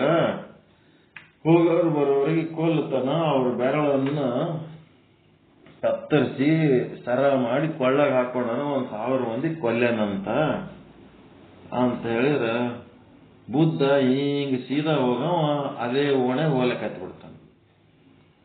ಬ್ಯಾಡ್ರಿ, ಆ ಸಂಧ್ಯಾಗ ಬ್ಯಾಡ್ರಿ, ಬಹಳ ಅಪಾಯ ಅದ, ಅಲ್ಲಿ ಹೋಗೋದು ಬಹಳ ಅಪಾಯ ಅದ, ಕೊಲೆಗಿಡಕ್ಕೆ ಹಾಕಿದೆ ಹಿಂಗನ ಅಂತ ಹೇಳಿದ ಹೊತ್ನಾಗ ಬುದ್ಧ ಹೇಳ್ದ, ನಾನು ಸೀದಾ ಹೋಲಕತ್ತಿದ್ದೆ, ನೀನೇ ಹೇಳ್ದಪ್ಪ ಇಲ್ಲೊಬ್ಬಕ್ಕಿಂತ ಅದನಂತ. ಮತ್ತ ಅಂತವಿದ್ಮೇಲೆ ಮತ್ತ ಅವನಿಗೆ ಭೇಟಿ ಆಗೋದಕ್ಕಿಂತ ದೊಡ್ಡ ಕೆಲಸ ಏನದಿ ಜಗತ್ನಾಗ ಅಂದ. ಹೋಗೇ ಬಿಡ ನಡಿ ಅವನ ಮೇಲೆ ಹೋಗಮ್ಮ. ಅವ ಬೆಟ್ಟದ ಮೇಲೆ ಕೂತಾನ, ಇವ ತೆಳಗದನ ಬುದ್ಧ. ಅವನಂತನ ಇಲ್ಲಿ ತನ ಏಜೋ ಮಂದಿ ನನ್ನ ಹತ್ರ ಬಂದಾಗ ಭಾರಿ ಖುಷಿ ಆಗಿಬಿಡ್ತಿತ್ತು, ಅವ್ರ ಮೇಲೆ ರೋಷಾವೇಶ ಬಂದು ಹೋಗಿ ಬಡದು ಕೊಲ್ಲಿ ಅವ್ರ ಬೆರಳು ಕಟ್ಟು ಮಾಡಿ ಕೊಳ್ಳಾಗ ಹಾಕೋತಿದ್ದೆ ತರ ಮಾಡಿ. ಇವತ್ತು ನನಗೆ ನೀ ಬೇರೆ ಕಾಣ್ಲಕತ್ತಿದಿ, ನೀನು ಬೇರೆ ಕಾಣ್ಲಕತ್ತಿದಿ, ದಯವಿಟ್ಟು ಬರಬೇಡ, ನಿಲ್ಲು, ಅಲ್ಲೇ ನಿಲ್ಲು, ವಾಪಸ್ ಹೋಗು, ಅಲ್ಲೇ ನಿಲ್ಲು, ವಾಪಸ್ ಹೋಗು ಅಂತ. ಅವ ಬೆಟ್ಟದ ಮೇಲೆ ಕುಂತಾನ. ಅವ ಹೇಳ್ತಾನ ಅಲ್ಲೇ ನಿಲ್ಲು, ವಾಪಸ್ ಹೋಗು ಅಂತ ಅವ ಹೇಳ್ತಾನ. ಬುದ್ಧ ಹೇಳ್ತಾನ ನಾನು ಎಂದೋ ನಿಂತೀನಿ, ವಾಪಸ್ ಹೋಲಕ್ಕಲ್ಲಿ ಏನು ಇಲ್ಲೇ ಇಲ್ಲ, ವಾಪಸ್ಸೇ ಹೋಗ್ಬಿಟ್ಟಿ, ನಾನೀಗ ಮುಂದುವರೆದೇ ಇಲ್ಲ, ನಾನು ವಾಪಸ್ಸೇ ಹೋಗೀನಿ. ಅದಕ್ಕ ನೀನು ನಿಲ್ಲು ಅಂತ ನಾವು ಬೆಟ್ಟದ ಮೇಲೆ ಕುಂತವನಿಗೆ ನೀನು ನಿಲ್ಲು ಅಂದ್ರೆ ನಿನ್ನ ಕೆಟ್ಟ ಪ್ರವೃತ್ತಿಯನ್ನು ಬಿಡು, ನೀನು ವಾಪಸ್ ಹೋಗು, ನೀನು ರಿಟರ್ನ್ ಆಗಿ ಒಳ್ಳೆ ಮನುಷ್ಯ ಆಗಲಿ, ನೀನು ನಿಲ್ಲು, ನೀನು ವಾಪಸ್ ಹೋಗು. ನಾನು ಎಂದೋ ನಿಂತೀನಿ, ನಾ ಎಂದೋ ವಾಪಸ್ ಹೋಗಕ್ಕಲ್ಲಿ ಹಿಂದೆ ಏನು ಉಳಿದೇ ಇಲ್ಲ, ನಾನು ಎಲ್ಲಿ ಹೋಗ್ಬೇಕು ಅಲ್ಲಿ ಹೋಗಿ ಮುಟ್ಟಿಬಿಟ್ಟು ನಿನ್ನೆಲ್ಲಿ ವಾಪಸ್ ಹೋಗಿಲ್ಲ ಅಂತ ಅಂದ. ಅವನಿಗೆ ಅವನ ಭಾಷೆ ಅಷ್ಟು ಸರಿಗೆ ಅರ್ಥ ಆಗಲಿಲ್ಲ. ಮತ್ತ ಬೇಡ ಬರಬೇಡ ಅಂದ್ರೂ ನೀನ್ ಹಂಗೆ ಧಾವಿಸಿ ನನ್ನ ಕಡೆ ಬರ್ಲಕತ್ತಿದ ಅಂದ್ರೆ ನೀ ಸಾಯ್ಬೇಕತ್ತೆ ಬರ್ಲಕತ್ತಿದಿ, ಆಯ್ತು, ನಿನ್ನ ಕೊನೆ ಆಸೆ ಏನದ ಹೇಳು, ಮುಗಿಸಿಬಿಡವ. ಅದಕ್ಕೆ ಬುದ್ಧ ಹೇಳ್ದ, ನನಗೆ 2 ಆಸೆಗಳದಾವಪ್ಪ. ಏನ್ 2 ಆಸೆಗಳು? ಒಂದು, ಆ ಗಿಡದಾಗೆ ಎಲಿಗಳದವಲ್ಲ, ಒಂದೆರಡು ಎಲಿ ಉದುರಿಸಿ ತಗೊಂಡು ಬಾ. ಅದು ಆಸೆ ಏನದು? ಸಹಾಯ ಮಾಡೋ ಆಸೆ. ಸುಮ್ಮನೆ ಹೇಳ್ದಟ್ಟು ಕೇಳು, ನನಗೆ 2 ಎಲಿ ತೊಗೊಂಬ ಅಲ್ಲಿ. ಆಯ್ತಂತ ಹೇಳ, ಕೈಯಾಗ ಆಯುಧ ಇತ್ತು, ಅದು ತಗೊಂಡೋಗಿ ಗಿಡಕ್ಕೆ ಹೊಡೆದ. ಅವೇನು ಬಡದ್ರ 100 ಎಲಿಗಳು ಕೆಳಗೆ ಬಿದ್ದು 1-2 ಎಲಿ ತಂದು ಬುದ್ಧಿಗೆ ಕೊಟ್ಟ. ಮತ್ತೆ ಇನ್ನೂ ಒಂದು ಆಸೆ ಅದಲ್ಲ, ಏನದು? ಈ ಎಲಿಗಳು ಎಲ್ಲಿದು ಉದುರಿಸಿ ತಂದಿದಿ, ಹೊಳ್ಳಿ ಅದೇ ಗಿಡಕ್ಕೆ ಹಚ್ಚು ಅಂದ. ಅವಾಗ ಅಂಗುಲಿಮಾಲನ್ ತಲೆ ಕೆಡ್ತು. ಏನಿದು ಮನುಷ್ಯ ಏನದೆ? ಗಿಡದಂದು ಎಲಿ ಉದುರಿಸ್ಲಕ್ ಬರ್ತದ, ಉದುರಿ ಬಿದ್ದು ಎಲಿ ಎಲ್ಲಾರೆ ಮತ್ತೆ ಹೊಳ್ಳಿ ಹಚ್ಚಲಕ್ ಬರ್ತದೇನು? ಎಲ್ಲಿ ಕಲ್ತಿದೀವಲ್ಲ, ಹೆಂಗ ಹಚ್ಚಲಕ್ ಬರ್ತದೆ? ಅಲ್ಲಪ್ಪ, ನೀ ದೊಡ್ಡ ಮಹಾತ್ಮ ಆಗ್ಬೇಕಂತೇಳಿ ಈ ಮಂದಿಗೆ ಕೊಲ್ಲಿ ದೊಡ್ಡ ಹೆಸರು ಮಾಡ್ಬೇಕಂತ ಹೊಂಟಿದಲ್ಲ. 1000 ಮಂದಿ ಅಲ್ಲ, ನೀ 1,00,000 ಕೋಟಿ ಮಂದಿ ಕೊಲ್ಲಿದ್ರು ನೀನು ಮಹಾತ್ಮ ಅನಿಸ್ಕೊಳ್ಳಲ್ಲ, ದುಷ್ಟ ಅನಿಸ್ಕೊತಿದಿ. ಗಿಡದಾಗಿನ ಎಲ್ಲ ಎಲಿ ಉದುರಿಸಿದ್ರು ನೀನು ಕೆಟ್ಟ ವ್ಯಕ್ತಿನೇ ಅನಿಸ್ಕೊತಿದೆ. ಆದ್ರ ಉದಿರಿ ಬಿದ್ದ ಎಲಿಯನ್ನ ನೀನು ಗಿಡಕ್ಕೆ ಹಚ್ಚೋದು ಕಲ್ತಿ ಅಂತಂದ್ರೆ ಅದರ ಅರ್ಥ ಏನು? ಕಷ್ಟದಾಗಿದ್ದು ಸತ್ತು ಹೋಗಂತ ಜೀವ ಅವನಿಗೆ ನೀನು ಸಹಾಯ ಮಾಡಿ ಅವನಿಗೆ ಮತ್ತೆ ಮರುಜೀವನ ಕೊಟ್ಟಿ ಅಂತ ಅಂದ್ರೆ ನೀನು ಮಹಾತ್ಮ ಅನಿಸ್ಕೊತಿ, ನೀ ದೊಡ್ಡವ ಅನಿಸ್ಕೊತಿದಿ. ಜಗತ್ತಿನೊಳಗೆ ಎಷ್ಟೋ ಜನರು ಏನೇನೋ ತೊಂದರೆ ಒಳಗದಾರ, ಅವ್ರ ಸೇವೆ ಮಾಡಿ ಅವ್ರಿಗೆ ನೀನು ಒಳ್ಳೆ ದಾರಿಗೆ ತಂದಿ ಅವ್ರಿಗೆಲ್ಲ ಸಹಾಯ ಮಾಡಿದಂದ್ರೆ ಅವಾಗ ನಿನಗೆ ದೊಡ್ಡವ ಅಂತಾರೆ. ಕೊಲ್ಲಿದ್ರೆ ಯಾರು ದೊಡ್ಡವ ಅಂತಾರೇನೋ, ಹುಚ್ಚ ಅಂತ ನೋಡಿ. ಅವಾಗ ಅಂಗುಲಿಮಾಲ ಅಂತಾನ, ಈ ಮಾತು ನನ್ಗೆ ಯಾರು ಹೇಳೇ ಇಲ್ಲಲ್ಲ, ಈ ಮಾತು ಯಾರು ಹೇಳೇ ಇಲ್ಲ. ಅಂಗುಲಿಮಾಲ, ನೀ ಮಸ್ತ್ ಹೈಟು, ಪರ್ಸನಾಲಿಟಿ ಜಬರ್ದಸ್ತ್ ಅದ, ನೀನು ಜಗತ್ತಿನಾಗ ಫೇಮಸ್ ಆಗ್ಬೇಕಾದ್ರೆ 1000 ಮಂದಿನ ಕೊಲ್ಲು, ಫೇಮಸ್ ಆಗ್ತಿದೆ ಅಂತ ಹೇಳ್ಯಾರ, ನಾ ಕೊಲ್ಕೋತ್ ಕೂತೀನಿ. ಅವಾಗೆ ಇದೇ ಮಾತು ಹೇಳಿದ್ರೆ ಅದಕ್ಕೆ ಬುದ್ಧ ಅಂದ, ಒಳ್ಳೆ ಜನರ ಸಹವಾಸದಾಗ ಇದ್ದಿ ಅಂತಂದ್ರೆ ಒಳ್ಳೆ ಮಾತು ಹೇಳ್ತಾರೆ. ಕೆಟ್ಟ ಜನರ ಸಹವಾಸದಾಗ ಇದ್ದದಕ್ಕೆ ನಿನಗೇನಾಗ್ಯದ, ಕೆಟ್ಟ ಸಜೆಷನ್ ಕೊಟ್ಟಾರ. ಆ ಸಜೆಷನ್ಲಿಂತ ನೀನೀಗ ಅತ್ಯಂತ ಕೆಟ್ಟ ವ್ಯಕ್ತಿ ಆಗಿಬಿಟ್ಟಿದಿ. ಇಂಥ ಕೆಟ್ಟ ವ್ಯಕ್ತಿಯಾಗಿ ಕೆಟ್ಟ ಹೆಸರು ತಗೊಂಡು ಭೂಮಿ ಮೇಲೆ ಬದುಕಿ ಹೋಗೋದು ಬೇಕಾ ನಿನಗ? ನೀನು ಈ 1000 ಮಂದಿ 1,00,000 ಮಂದಿ ಕೊಲ್ಲಿದ ಮೇಲೂ ನಿನಗೆಲ್ಲರೂ ಬೈಕೋತೆ ಹೋಗ್ತಾರೆ. ನಿನಗೆ ಚಲೋದು ಅನ್ನಂಗೆ ಇಲ್ಲ, ನಿನಗೆ ಗ್ರೇಟ್ ಅನ್ನಂಗೆ ಇಲ್ಲ ಅಂತ ಹೇಳಿದಾಗ ಕೈಯನ್ನು ಖಡ್ಗ ಬಿಸಾಕಿ ಬುದ್ಧನ ಕಾಲಿಗೆ ಬಿದ್ದವ ದಬಕ್ಕಂತ. ಇನ್ನು ಮುಂದೆ ಏನ್ ಮಾಡ್ಬೇಕು ಹೇಳು? ನಾನು ಇಲ್ಲಿ ತನ ಮಾಡಿದ ಜೀವನ ಎಲ್ಲ ವ್ಯರ್ಥ ಆಗಿಬಿಡ್ತು. ಪಾಪ ಎಷ್ಟೋ ಮಂದಿಗೆ ಸಹಾಯ ಹೊಡೆದು ಅವ್ರ ಜೀವನ ಹಾಳು ಮಾಡಿಬಿಟ್ಟೆ. ಇನ್ನು ಮುಂದೆ ಏನು ಹೇಳ್ತಿ ಅದಕ್ಕೆ ಕೇಳ್ತೇನಂತ ಸರೆಂಡರ್ ಆಗಿಬಿಟ್ಟ ಬುದ್ಧ. ಸರೆಂಡರ್ ಆಗಿನಂದ್ರೆ ಯಾವ ಬುದ್ಧ? ಅಂಗುಲಿಮಾಲನೊಳಗಿರೋ ಬುದ್ಧ. ಏನ್ ಹೇಳ್ತೀನಿ ಕೇಳ್ತೀನಿ ಅಂತ. ಇವ್ರು ಏನ್ ಮಾಡಿಬಿಟ್ರು, ಆಯ್ತು ಬುದ್ಧ ಹೋಗ್ಯಾನ ಅಂಗುಲಿಮಾಲನ್ ಬಲ್ಲಿ, ಆಯ್ತು ಕಲ ಸಮಯನ ಹೊಳೆ ಬರಲ್ಲ. ಇವ್ರ ಶಿಷ್ಯರು ತಿಳ್ಕೊಂಡಿರ್ತಾರ, ಅವ್ರು ಇದ್ರೆ ಹೆಗಲ್ ಮೇಲೆ ಕೈ ಹಾಕೊಂಡು ಅಂಗುಲಿಮಾಲನ್ ಸಂಗಡ ಚಂದ ಫ್ರೆಂಡ್ಲಿ ಮಾತಾಡ್ಕೋತ ಬಂದ್ಬಿಟ್ರು. ಇದೇನಪ್ಪ ಬುದ್ಧನ ಪವಾಡ ಅಂದ್ರೆ ಅವ್ರ ಶಿಷ್ಯರು. ಬುದ್ಧ ಅಂಗುಲಿಮಾಲ ಚಂದ ಫ್ರೆಂಡ್ಲಿ ಮಾತಾಡ್ಕೋತ ಮುಂದೆ ಹೋದ್ರು. ಅವ್ರ ಹಿಂದೆ ಶಿಷ್ಯರು ಬೆನ್ನ ಹತ್ತಿದ್ರು. ಬೆನ್ನ ಹತ್ತಿದ ಮೇಲೆ ಆ ಶಿಷ್ಯರ ಮುಂದೆ ಒಂದು ಏನ್ ಹೇಳ್ತಾನೆ ಬುದ್ಧ, ನಾನೊಂದು ನಿರ್ಧಾರ ಮಾಡ್ಲಕತ್ತೇನೆ. ಏನಪ್ಪ? ಈ ಒಂದು ಬುದ್ಧನ ಪೀಠಕ್ಕೆ ಉತ್ತರಾಧಿಕಾರಿಯನ್ನ ನೇಮಿಸ್ಬೇಕಲ್ಲಕತ್ತೀನಿ. ಆ ಉತ್ತರಾಧಿಕಾರಿಯನ್ನ ನೇಮಿಸ್ಬೇಕಾದ್ರೆ ಈ ಒಂದು ಅಂಗುಲಿಮಾಲನನ್ನ ನಾನು ಉತ್ತರಾಧಿಕಾರಿಯನ್ನಾಗಿ ನೇಮಿಸ್ಬೇಕಂತ ನಿರ್ಣಯ ಮಾಡೀನಿ. ಅವ ಅಂಗುಲಿಮಾಲಗ ಏನೂ ಅರ್ಥ ಇಲ್ಲ, ಅವನಿಗೆ ಉತ್ತರಾಧಿಕಾರಿ ಗೊತ್ತಿಲ್ಲ, ಪೀಠ ಗೊತ್ತಿಲ್ಲ. ಆದ್ರೆ ಈ ಶಿಷ್ಯರೇನು ಒಂದು 25 ವರ್ಷ ಬುದ್ಧನ ಬೆನ್ನತ್ತಿ ದೇಶ ವಿದೇಶಗಳಲ್ಲೆಲ್ಲ ತಿರುಗಾಡಲ್ಲ, ಅವ್ರ ಮಾರಿ ಸಣ್ಣ ಆಗಿಬಿಡ್ತು. ತತ್ವ ಗೊತ್ತಿಲ್ಲ, ಜ್ಞಾನ ಗೊತ್ತಿಲ್ಲ, ಏನೇನು ನಾಲೆಜ್ ಇಲ್ಲ, ಶಾಂತಿ ನೆಮ್ಮದಿ ಗಂಧ ಇಲ್ಲ ಅವನ ಬಳಿ. ಅವನಿಗೆ ಬುದ್ಧ ಪೀಠದ ಉತ್ತರಾಧಿಕಾರಿ ಮಾಡ್ತಾರಂತ. ನಾವು 20 ವರ್ಷ ಆಯ್ತು ಬೆನ್ನತ್ತಿ ತಿರುಗಲಿಕತ್ತೀವಿ, ಹೇಳಿದ್ದೆಲ್ಲ ಕೇಳ್ತೀವಿ, ಎಲ್ಲ ತಿಳ್ಕೊಂಡಿವಿ. ನಾವು ಅವನಿಗೆ ಪೀಠಾಧಿಪತಿ ಮಾಡಿ ಅವ ಹೇಳ್ದಂಗೆ ನಾವು ಕೇಳಬೇಕೇನು ಅಂತ ಇವರೆಲ್ಲ ಡಿಸ್ಕಸ್ ಮಾಡಿ ಮಾರಿ ಸಣ್ಣ ಆಯ್ತು. ಸಣ್ಣ ಆದ್ಮೇಲೆ ಬುದ್ಧ ಕೇಳ ಇವರೆಲ್ಲ ಮುಖ ನೋಡಿ, ಏನಾಯ್ತಪ್ಪ, ಏನ್ ಸಮಸ್ಯೆ ಇಲ್ಲ. ಮತ್ತೀಗ ಈ ಅಂಗುಲಿ ಮಾಲನನ್ನ ನೋಡಿದ್ರೆ ನಿಮ್ಗೇನ್ ಅನ್ನಿಸ್ತದ? ಇವ ಯಾಕಡೆ ಬಂದ, ಒಳ್ಳೆ ಮುಂದೆ ನಾವು ಪೀಠಾಧಿಪತಿಗಳಾಗ್ತೀವಿ ಅಂತ ನಾವು ತಿಳ್ಕೊಂಡಿದ್ದೆವು. ಇವನು ಬಂದು ಇವ ಪೀಠಾಧಿಪತಿ ಆಲಕತ್ತನಲ್ಲ, ಒಮ್ಮೆದೊಮ್ಮೆಗೆ ಒಂದು ಅರ್ಧ ತಾಸನೂ ಆಗಿಲ್ಲ, 20 ನಿಮಿಷನಾಗ ಇವ ಪೀಠಾಧಿಪತಿ ಆಲಕತ್ತನ. 20 ವರ್ಷದಿಂದ ನಾವು ಪೀಠಾಧಿಪತಿ ಆಗೋದು ಚಾನ್ಸ್ ಕಳ್ಕೊಳಕತ್ತೀವಿ. ಅದಕ್ಕೆ ಇವನಿಗೆ ನೋಡಿದ್ರೆ ಕೊಲ್ಲಿ ಬಿಡ್ಬೇಕನ್ನಿಸ್ಲಕತ್ತದ, ನಮಗ ಕೊಲ್ಲಿ ಬಿಡ್ಬೇಕನ್ನಿಸ್ಲಕತ್ತದ. ಅದಕ್ಕೆ ಈ ಪ್ರಶ್ನೆಗೆ ಉತ್ತರ ಕೊಡ್ಬೇಕಾದ್ರೆ ನಾಳೆ ಕೊಡ್ತೀನಿ ಅಂತಾನ ಬುದ್ಧ. ಮರುದಿನ ಬುದ್ಧ ಏನ್ ಮಾಡ್ತಾನ, ಆ ಒಂದು ಅಂಗುಲಿ ಮಾಲಾಗ ಭಿಕ್ಷಾ ಪಾತ್ರೆ ಕೊಟ್ಟು, ಇಲ್ಲೇನು ಯಾರು ಅಡಿಗೆ ಮಾಡಿ ನಿನಗೆ ಊಟಕ್ಕೆ ಹಾಕಂಗಿಲ್ಲ, ನೀನೇ ಭಿಕ್ಷೆ ಬೇಡ ಉಣಬೇಕು, ಭಿಕ್ಷಾ ಪಾತ್ರೆ ತಗೋ, ಊರೆಲ್ಲ ಅಡ್ಡಾಡಿ ಬಾ, ಅವ್ರೇನ್ ಭಿಕ್ಷೆ ಹಾಕ್ತಾರ ಅದು ನೀನು ಉಣ್ಣು, ಉಳಿದಿಲ್ಲ ಸುತ್ತಮುತ್ತ ಎಲ್ಲರೂ ಹಂಚಿಕೊಂಡು ಉಣಬೇಕು.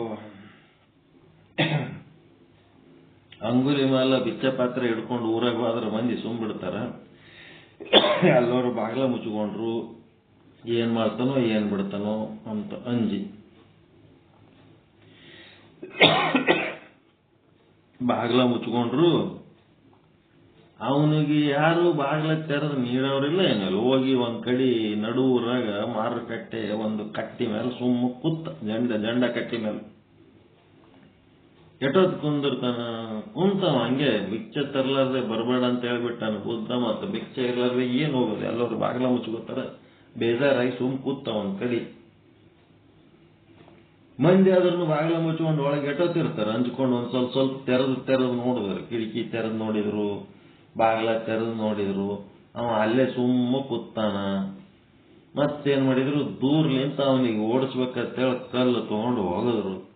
ತಲೆ ಹೊಡಿತು, ರಕ್ತ ಸೋರ್ಲಕತ್ತು, ಅವ ಹೋಗ್ತಾ ಇಲ್ಲ. ಮತ್ತಿನ್ನೇನ್ ಮಾಡ್ಬೇಕಂತೇಳಿ ಬಡಗಿ ತಗೊಂಡು ಬಂದು ಅವನಿಗೆ ಮತ್ತೆ ಹೊಡೆದ್ರು. ಅವ್ರ ಮನಸ್ಸಿನಾಗ ಎಷ್ಟು ಸಿಟ್ಟದ ಅಷ್ಟು ಸಿಟ್ಟ ಹೊಡೆದ ಬಿಡು. ಯಾಕಂದ್ರೆ ಪ್ರತಿಯೊಬ್ಬರ ಮನೆಯೊಳಗೆ ಒಬ್ಬೊಬ್ಬರು ಜೀವ ಹೋಗಿರ್ತದ, 1000 ಮಂದಿನ ಕೊಲ್ಲಿ ಬಿಟ್ಟಿರ್ತಾನ ನಾವು. ಅವ್ರ ಆವೇಶ ಎಷ್ಟದ ಎಲ್ಲ ತೀರ್ಸ್ಕೊಂಡ್ಬಿಟ್ರು ಅಂಗುಲಿ ಮಾಲನ್ ಮೇಲೆ. ಏನಾಯ್ತು ಅವಾಗ? ಏನು ₹1 ನೀಡ್ಲಿಲ್ಲ ಅವನಿಗೆ, ಕೂಳೆ ಹಾಕ್ಲಿಲ್ಲ ಅವನಿಗೆ. ಮತ್ತವ ರಕ್ತ ಸೋರ್ಸ್ಕೊತ ಭಿಕ್ಷಾ ಪಾತ್ರೆ ಹಿಡ್ಕೊಂಡು ಬುದ್ಧನ ಬಲ್ಲಿ ಬಂದ. ಬುದ್ಧ ಮಹಾರಾಜ, ನನಗ್ಯಾರು ಏನು ನೀಡಲಿಲ್ಲ ಅಂತಂದ. ಅದಕ್ಕೆ ಬುದ್ಧ ಅಂದ ಅವನಿಗೆ ನೋಡಿ ನಕ್ಕೋತ, ಇಷ್ಟೊಂದು ಭಿಕ್ಷೆ ನೀಡ್ಯಾರ, ಇನ್ಯಾ ಭಿಕ್ಷೆ ನೀಡ್ಬೇಕಪ್ಪ, ಇಂಥ ದೊಡ್ಡ ಭಿಕ್ಷೆ ನೀಡ್ಯಾರ, ಮತ್ತೆ ಇನ್ನೇ ನಿನಗೆ ಯಾವ ಭಿಕ್ಷೆ ಬೇಕಾಗಿತ್ತು ಅಂದ.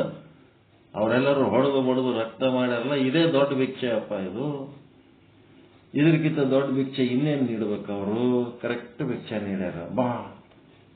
ರಕ್ತ ಸೋರ್ಸ್ಕೋತ ನಿಂತಾನ, ತಲೆ ಹೊಡೆದದ, ಗಾಯ ಆಗ್ಯದ, ಏನೆಲ್ಲ ಆಗ್ಯದ. ಶಿಷ್ಯರಿಗೆ ಕರೆದು ತೋರಿಸ್ದ ಬುದ್ಧ, ಇಲ್ಲಿ ನೋಡು ಅಂಗುಲಿ ಮಾಲ. ಅವ ಮನಸ್ಸು ಮಾಡಿದ್ರೆ ಇಡೀ ಊರು ಚಿಂದಿ ಉಡಾಯಿಸ್ಬೋದ, ಅವನ ಬಳಿ ಅಷ್ಟು ಶಕ್ತಿ ಅದ. ಆದ್ರೂ ಸಹಿತ ಇವತ್ತಿನ ದಿವಸ ಅವನು ಮನುಷ್ಯನಾಗ ಕೊಲ್ಲಬೇಕು ಅನ್ನೋಂಥದ್ದು ಸಂಪೂರ್ಣ ಆ ಸ್ವಭಾವ ಕಳ್ಕೊಂಡ್ಬಿಟ್ಟ. ನಾವು ಮನುಷ್ಯನೊಳಗೆಂದು ಇನ್ನೊಬ್ಬರಿಗೆ ಕೊಲ್ಲಬೇಕನ್ನೋಂಥ ಸ್ವಭಾವ ಸಂಪೂರ್ಣ ಕಳ್ಕೊಂಡ. 24 ತಾಸಿನೊಳಗ ಅವ ಏನ್ ಮಾಡ್ಯಾನ, ಯಾರನ್ನ ಕೊಲ್ಲಬಾರ್ದು, ಯಾರನ್ನ ಹಿಂಸೆ ಮಾಡಬಾರ್ದು, ನಾ ಚಲೋ ಮನುಷ್ಯ ಆಗಿರ್ಬೇಕು ಅಂತೇಳಿ ಅವ ಸಂಪೂರ್ಣ ಪರಿವರ್ತನೆ ಆಗಿ ಚೇಂಜ್ ಆಗಿಬಿಟ್ಟಾನ. ಮತ್ತ ನೀವು ನೋಡಿದ್ರೆ 25 ವರ್ಷದಿಂದ ನಾನು ಬೆನ್ನತ್ತಿ ತಿರುಗ್ತೀರಿ, ಈ ಅಂಗುಲಿ ಮಾಲನ್ನು ನೋಡಿದ್ರೆ ಇವನು ಕೊಲ್ಲಿ ಬಿಡಬೇಕು ಅಂತ ನೀವು ಅಂತೀರಿ. 25 ವರ್ಷ ನಾನು ಬೆನ್ನತ್ತಿ ತಿರುಗಾಡಿದ್ರು ಕೊಲ್ಲಬೇಕನ್ನ ಗುಣ ನಿಮ್ಮೊಳಗಿಂದ ಹೋಗಿಲ್ಲ. ನಿಮ್ಮೊಳಗಿನ ಸ್ವಭಾವ ಇನ್ನೊಬ್ಬರನ್ನು ಕೊಲ್ಲಬೇಕನ್ನಂತ ಸ್ವಭಾವ ನೀವು ಕಳ್ಕೊಂಡಿಲ್ಲ.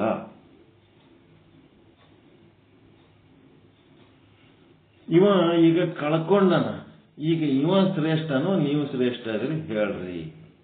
ಬುದ್ಧ ಪೀಠಕ್ಕೆ ಕೊಲ್ಲಬೇಕು ಅನ್ನಂತ 25 ವರ್ಷ ನಾನು ಬೆನ್ನತ್ತಿ ತಿರುಗಾಡಿದ್ರೂ ಕೊಲ್ಲಬೇಕು ಅನ್ನಂತ ಒಂದು ಸ್ವಭಾವ ಕಳ್ಕೊಳ್ಳಾರ್ದ ನಿಮ್ಮನ್ನ ನಾನು ಪೀಠಾಧಿಪತಿ ಮಾಡಬೇಕು, 24 ತಾಸಿನೊಳಗ ಕೊಲ್ಲಬೇಕು ಹಿಂಸೆ ಮಾಡಬೇಕು ಅನ್ನಂತ ಸ್ವಭಾವ ಏನದ ಸಂಪೂರ್ಣ ಕಳ್ಕೊಂಡು ಶರಣಾಗತನಾದವನಿಗೆ ಬುದ್ಧ ಪೀಠಕ್ಕೆ ಪೀಠಾಧಿಪತಿ ಮಾಡಬೇಕು, ನೀವೇ ಹೇಳ್ರಿ ಅಂತ.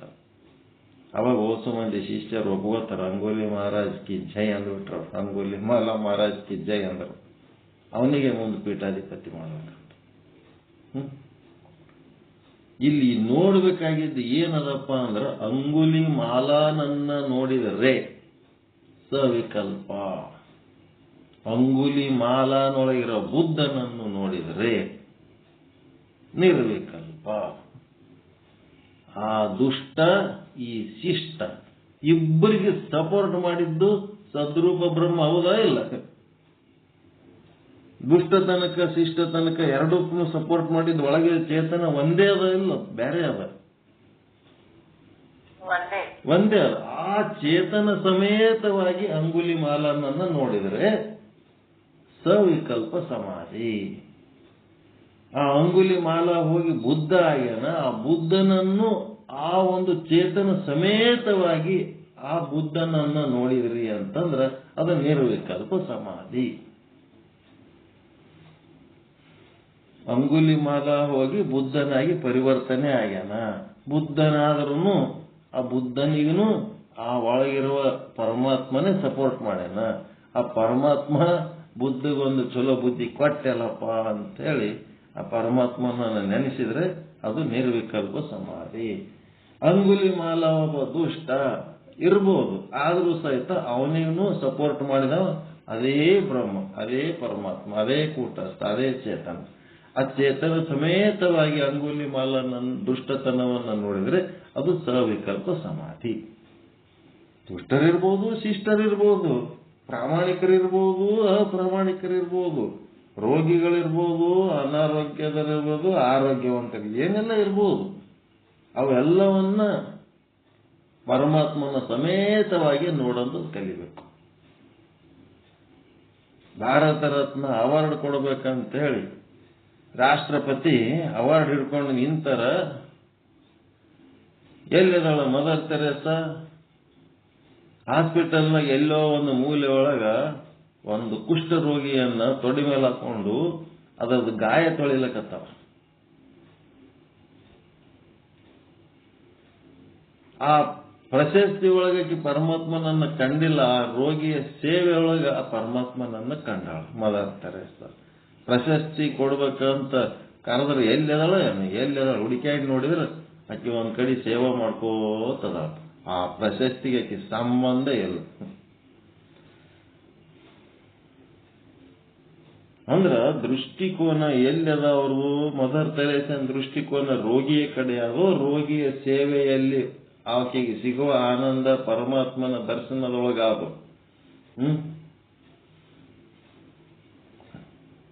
ಹೀಗಾಗಿ ಸವಿಕಲ್ಪ ಸಮಾಧಿ, ನಿರ್ವಿಕಲ್ಪ ಸಮಾಧಿ, ಸವಿಕಲ್ಪ ನಿರ್ವಿಕಲ್ಪ ಅನ್ನೋ 4 ಶಬ್ದಗಳನ್ನ ಸರಿಯಾಗಿ ತಿಳ್ಕೋಬೇಕು. ಅದಕ್ಕೆ ಇಲ್ಲಿ ಅದನ್ನ ಏನ್ ಬರೆದಾರ ಸಿದ್ದೇಶ್ವರ ಸ್ವಾಮೀಜಿಗಳು ಹೇಳ್ತೇನೆ. ನೀವು ನಿರ್ವಿಕಲ್ಪ, ವಿಕಲ್ಪವೆಂದರೆ ಭಿನ್ನತೆ. ಹೊರ ಜಗತ್ತಿನಲ್ಲಿ ವಿಭಿನ್ನತೆ ಇದೆ, ಒಳಗಿರುವ ಮನಸ್ಸಿನಲ್ಲಿಯೂ ಕೂಡ ವಿಭಿನ್ನತೆ ಇದೆ. ಮನುಷ್ಯನೊಳಗೂ ಭೇದ ಭಾವ ಅದ, ಹೊರ ಜಗತ್ತಿನ ವಸ್ತುಗಳಲ್ಲಿ ಭೇದ ಭಾವ. ಹೊರಗೆ ಗುಣಕ್ರಿಯೆಗಳು ವಿಸ್ತಾರವಿದ್ದರೆ ಮನದಲ್ಲಿ ಭೇದ ಭಾವ ಏನದ? ನಾನು ಕರ್ತ, ನಾನು ಭೋಕ್ತ, ನಾನು ಜ್ಞಾತ ಎಂಬ ಹಲವಾರು ಅಭಿಮಾನಗಳು, 1 2 ಸಂಕಲ್ಪಗಳು, ವಿಕಲ್ಪಗಳು, ಚಿಂತೆಗಳು, ದುಃಖಗಳು, ಭಯಗಳು, ಅಹಂಕಾರ, ಅಭಿಮಾನಗಳು ಏನೆಲ್ಲದ ಒಳಗೆ. ಅವೆಲ್ಲ ಅಭಿಮಾನ ತರಂಗಗಳ ಕ್ರೀಡೆ ಸಾಗಿದೆ. ಪರಮದೇವನು ಅವ ಒಳಗನೂ ಅದನ, ಹೊರಗನೂ ಅದನ. ಒಳ ಜಗತ್ತಿನಿಂದಲೂ ದೂರ, ಬಹು ದೂರ. ಅವನಲ್ಲಿ ಭಾವದ ತೆರೆಗಳೇ ಇಲ್ಲ. ಅವನೇನದನ? ನಿಸ್ತರಂಗ. ಈ ಜಗತ್ತಂತಂದ್ರೆ ಏನದ ತರಂಗದಲ್ಲಿ ಇರಂಥದ್ದು, ತರಂಗ ರಹಿತವಾದಂತ ಈ ಒಂದು ಜಗತ್ತೇನದಲ್ಲ ಚಲನಶೀಲ, ಇದರಿಂದ ಅವ ಬಹಳ ದೂರ ಅದನ. ಅಂದ್ರೆ ಅವ ನಿಸ್ತರಂಗ ಅದನ, ನಿರ್ವಿಕಲ್ಪ ಅದನ. ನಿಸ್ತರಂಗ ನಿರ್ವಿಕಲ್ಪ ಆ ಪರಮಾತ್ಮನ ಲಕ್ಷಣ ಇದು. ಯಾವಾಗ ಭೇದ ಭಾವಗಳು ಕಾಡ್ಲಕತ್ತವ ಆವಾಗ ನಾವೇನ್ ಮಾಡ್ಬೇಕು, ಇದು ಸವಿಕಲ್ಪ. ಈ ಸವಿಕಲ್ಪವನ್ನ ನಾನು ಸಮಾಧಿ ಮಾಡಬೇಕು ಅಂತಂದ್ರ ಯಾವ ಭೇದ ಭಾವ ಇದ್ರೂ ಸಹಿತ ಎಲ್ಲದಕ್ಕೂ ಆ ಪರಮಾತ್ಮನೇ ಸಪೋರ್ಟ್ ಮಾಡ್ಯಾನ. ಅದು ಸವಿಕಲ್ಪ ಸಮಾಧಿ.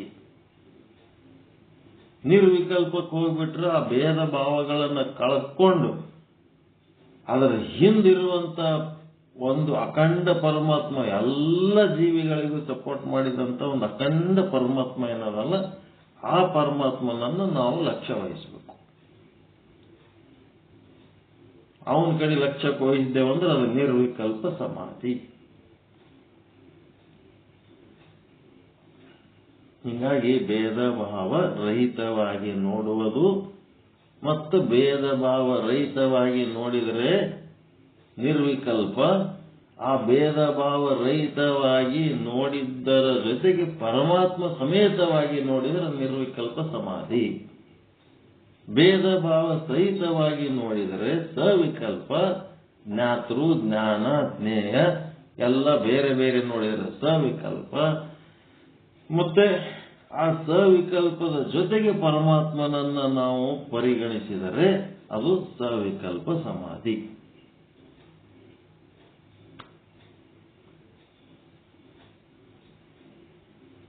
ಅದಕ್ಕೆ ಈ ಭೇದ ಭಾವಗಳನ್ನು ನಾವು ಏನ್ ಮಾಡಬೇಕು, ಬಿಟ್ಟು ನೋಡೋದು ಕಲಿಬೇಕು ಸಮಾಧಿಗೆ ಹೋಗ್ಬೇಕಾದ್ರೆ.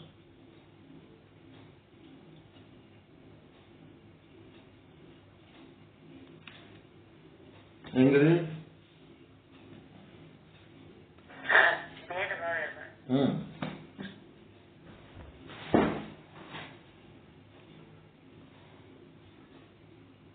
ಸವಿಕಲ್ಪ ಅಂದ್ರ ಭೇದ ಭಾವ ಸಹಿತವಾಗಿ ಇರಲಿ. ಭೇದ ಭಾವ ವ್ಯವಹಾರಿಕ ಸತ್ಯದೊಳಗೆ ಭೇದ ಭಾವ ಅದ ಇರಲಿ, ಇದೆ ಇದ್ರೂ ಸಹಿತ ಆ ಭೇದ ಭಾವದಲ್ಲಿ ಪರಮಾತ್ಮನನ್ನು ನೋಡ್ಬೇಕು. ಒಬ್ಬನೇ ಪರಮಾತ್ಮ, ಭೇದ ಭಾವ ಅದ, ಒಬ್ಬನೇ ಪರಮಾತ್ಮ ಅದ. ಈಗ ನೋಡ್ರಿ, ಒಂದು ಗಿಡ ಅದ, ಆ ಗಿಡದ ಒಂದು ಟೊಂಗೆಗೆ ಹೋಗಿ ಒಂದು ಟೊಂಗೆ ಒಳಗಿಂದ ಒಂದು 2 ಎಲಿ ತಗೊಂಡು ಬಂದು ಒಂದು ನೋಟ್ಬುಕ್ನಾಗ ಎದ್ರಾಗ ಇಟ್ಟು ಒಣಗಿಸ್ರಿ. ಒಣಗಿಸಿದ ಮೇಲೆ ಅದು ಹಸಿರನ್ ಪದಾರ್ಥ ಹಿಂಗೆ ಬಡದ್ರೆ ಉದಿರಿ ಹೋಗ್ಬಿಡ್ತದೆ. ಅದ್ರೊಳಗೆ ಎಲಿ ಒಳಗೆ ಒಂದು ಅಸ್ಥಿ ಪಂಜರ ಗತ್ಲೆ ಇರ್ತದೆ. ಒಂದು ಎಲಿ ಒಳಗಿದ್ದ ಅಸ್ಥಿ ಪಂಜರ ಇನ್ನೊಂದು ಎಲಿ ಒಳಗಿಲ್ಲ, ಡಿಸೈನ್ ಅಷ್ಟು ಚೇಂಜಸ್ ಅದಾವ. ಅಷ್ಟು ಭೇದ ಭಾವ ಈ ಪ್ರಕೃತಿ ಒಳಗದ. ಆ ಭೇದ ಭಾವ ಇರುವಂತ ಪ್ರಕೃತಿಗೆ ಮೂಲ ಬೇರು ಒಂದೇ ಅದಲ್ಲ. ಬೇಕಾದಷ್ಟು ಭೇದ ಭಾವ ಇದ್ರು ಮೂಲ ಬೇರು, ಬೇರ್ನಾಗ ಏನಾರ ಭೇದ ಅದೇನು? ಆ ಡಿಸೈನ್ ಇರ ಎಲಿಗೆ ಒಂದು ಬೇರ, ಈ ಡಿಸೈನ್ ಇರ ಎಲಿಗೆ ಒಂದು ಬೇರ, ಹಿಂಗೇನಾರ ಅದ ಏನು? ಇಲ್ಲ. ಭೇದ ಭಾವ ಇದ್ರು ಮೂಲ ಬೇರು ಒಂದೇ. ಅದನ್ನು ನೋಡ್ಬೇಕು ನಾವು. ಅದನ್ನು ನೋಡಿದೆವು ಅಂತಂದ್ರೆ ಏನಾಯ್ತು? ಭೇದ ಭಾವ ನೋಡೋದು ಸವಿಕಲ್ಪ. ಆ ಮೂಲ ಬೇರು ನೋಡಿ ಆ ಬೇರೆ ಎಲ್ಲ ಡಿಸೈನಿಗೆ ಸಪೋರ್ಟ್ ಮಾಡ್ಯದಂದ್ರೆ ಸವಿಕಲ್ಪ ಸಮಾಧಿ.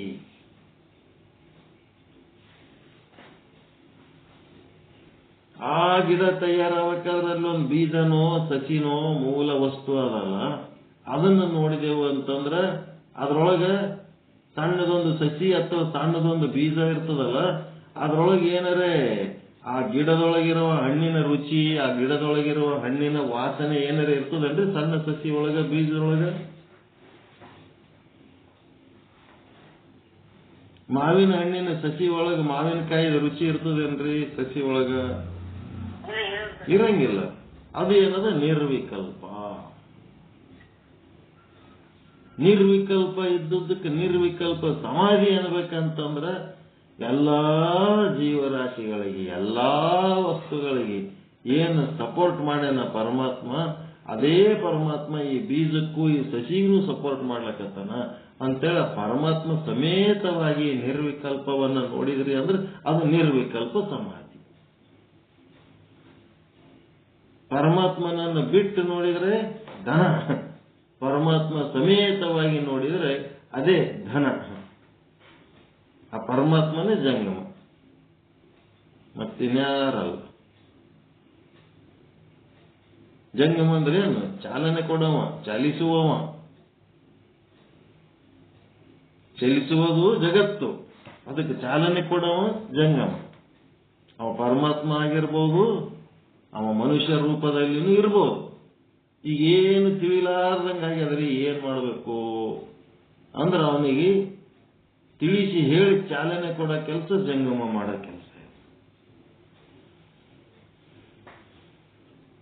ಸಾಲಿ ಕಲಿಯಲ್ಲಕ್ ರೊಕ್ಕಿಲ್ಲ, ಫೀಸ್ ಕಟ್ಲಕ್ ರೊಕ್ಕಿಲ್ಲ. ಜಂಗಮರ ಬಳಿ ಬಂದ್ರೆ ಜಂಗಮರು ಫೀಸ್ ಕಟ್ಲಕ್ ವ್ಯವಸ್ಥೆ ಮಾಡ್ತಾರೆ.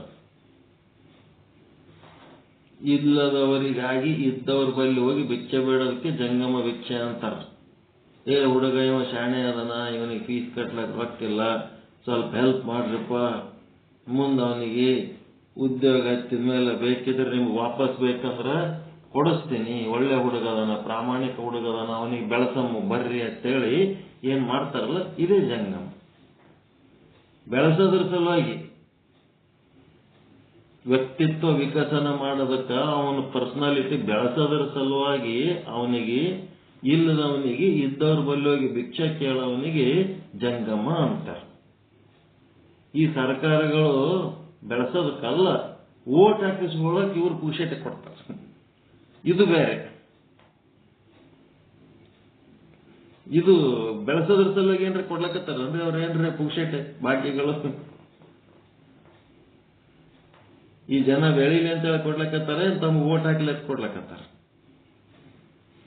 ಯಾವ ಉದ್ದೇಶಕ್ಕೆ ಕೊಡ್ಲಕತ್ತಾರ? ಓಟ್ ಹಾಕ್ಲಿ, ನಮ್ಗೆ ಓಟ್ ಹಾಕ್ಲಿ ಅಂತೇಳಿ ಓಟ್ ಬ್ಯಾಂಕ್ ಫಿಕ್ಸ್ ಮಾಡ್ಕೊಳಕ್ ಇವರು ಸ್ವಾರ್ಥಕ್ಕಾಗಿ ಕೊಡ್ಲಕತ್ತಾರ. ಅವ್ರು ಬೆಳಿಲಿ ಅಂತಲ್ಲ, ಅವ್ರು ದುಡಿಲಿ, ತಾವು ದುಡಿದು ತಿನ್ನೋರಿಗೆ ಹೊಟ್ಟಿಗೆ ಹತ್ತಂಗಿಲ್ಲ. ದುಡಿಲಾರ್ದೆ ಹಂಗೆ ಪುಕ್ಷಟೆ ತಿಂದ್ರೆ ಹೆಂಗ್ ಹೊಟ್ಟಿಗೆ ಹತ್ತದದು? ದೊಡ್ಡ ಋಣದಾಗ ಬಿದ್ದು ಬಿಡ್ತಾರ ಅವ್ರ ಮುಂದೆ. ದೇಶದ ಋಣ ಸುಮ್ಮನೆ ಬಿಡ್ತದೇನೋ. ಮತ್ತಿನ್ನ ಎಷ್ಟು ಎಂಥ ಸ್ಥಿತಿಗೆ ಹೋಗ್ಬೇಕಾಗ್ತದ ಆ ಋಣ ತೀರಿಸೋದಕ್ಕೆ.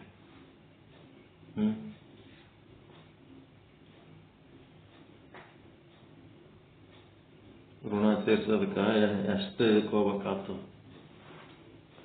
ಒಬ್ಬ ಕಳ್ಳ ಒಬ್ಬ ಸಾವುಕಾರ ಮನೆಗೆ ಹೋಗಿ ಏನ್ ಮಾಡ್ದ, ಕಳು ಮಾಡಿ ಎಲ್ಲ ಗಂಟು ಕಟ್ಕೊಂಡು ಕಂಬಳಿಯಾಗ ಎಲ್ಲ ಕಟ್ಕೊಂಡು ಇನ್ನೇನು ಹೊರಗೆ ಬರ್ಬೇಕನ್ನೋ ಟೈಮ್ನೊಳಗ ಅಂಗಳದಾಗ ಎಡೆ ಬಿದ್ದು ಬಿಟ್ಟ. ಎಡೆ ಬಿದ್ದ ಮೇಲೆ ಅವನ ತಲೆ ಮೇಲಿನ ಗಂಟೆ ಎಲ್ಲ ತೆಳಗ್ ಬಿತ್ತು. ಅದ್ರೊಳಗಿನ ಆಭರಣಗಳು, ರೊಕ್ಕ ರೂಪಾಯಿ ಎಲ್ಲ ಅಂಗಳದಾಗ ಚೆಲ್ಲಿ ಬಿಟ್ಟು ಬುದಂಗತ್ ಎದ್ದು ನಿಂತ ಅಲ್ಲಿ ಒಂದು ಎಮ್ಮೆ ಮಕ್ಕೊಂಡಿತ್ತು. ಕಂಡಿಲ್ಲ ಅವನಿಗೆ, ಕತ್ತಲ್ದಾಗ ಎಡೆ ಬಿಟ್ಟ. ಅದು ಎಮ್ಮೆ ಎದ್ದು ನೋಡ್ತು. ಎದ್ದು ನೋಡಿ ಏನ್ ಹೇಳ್ತು,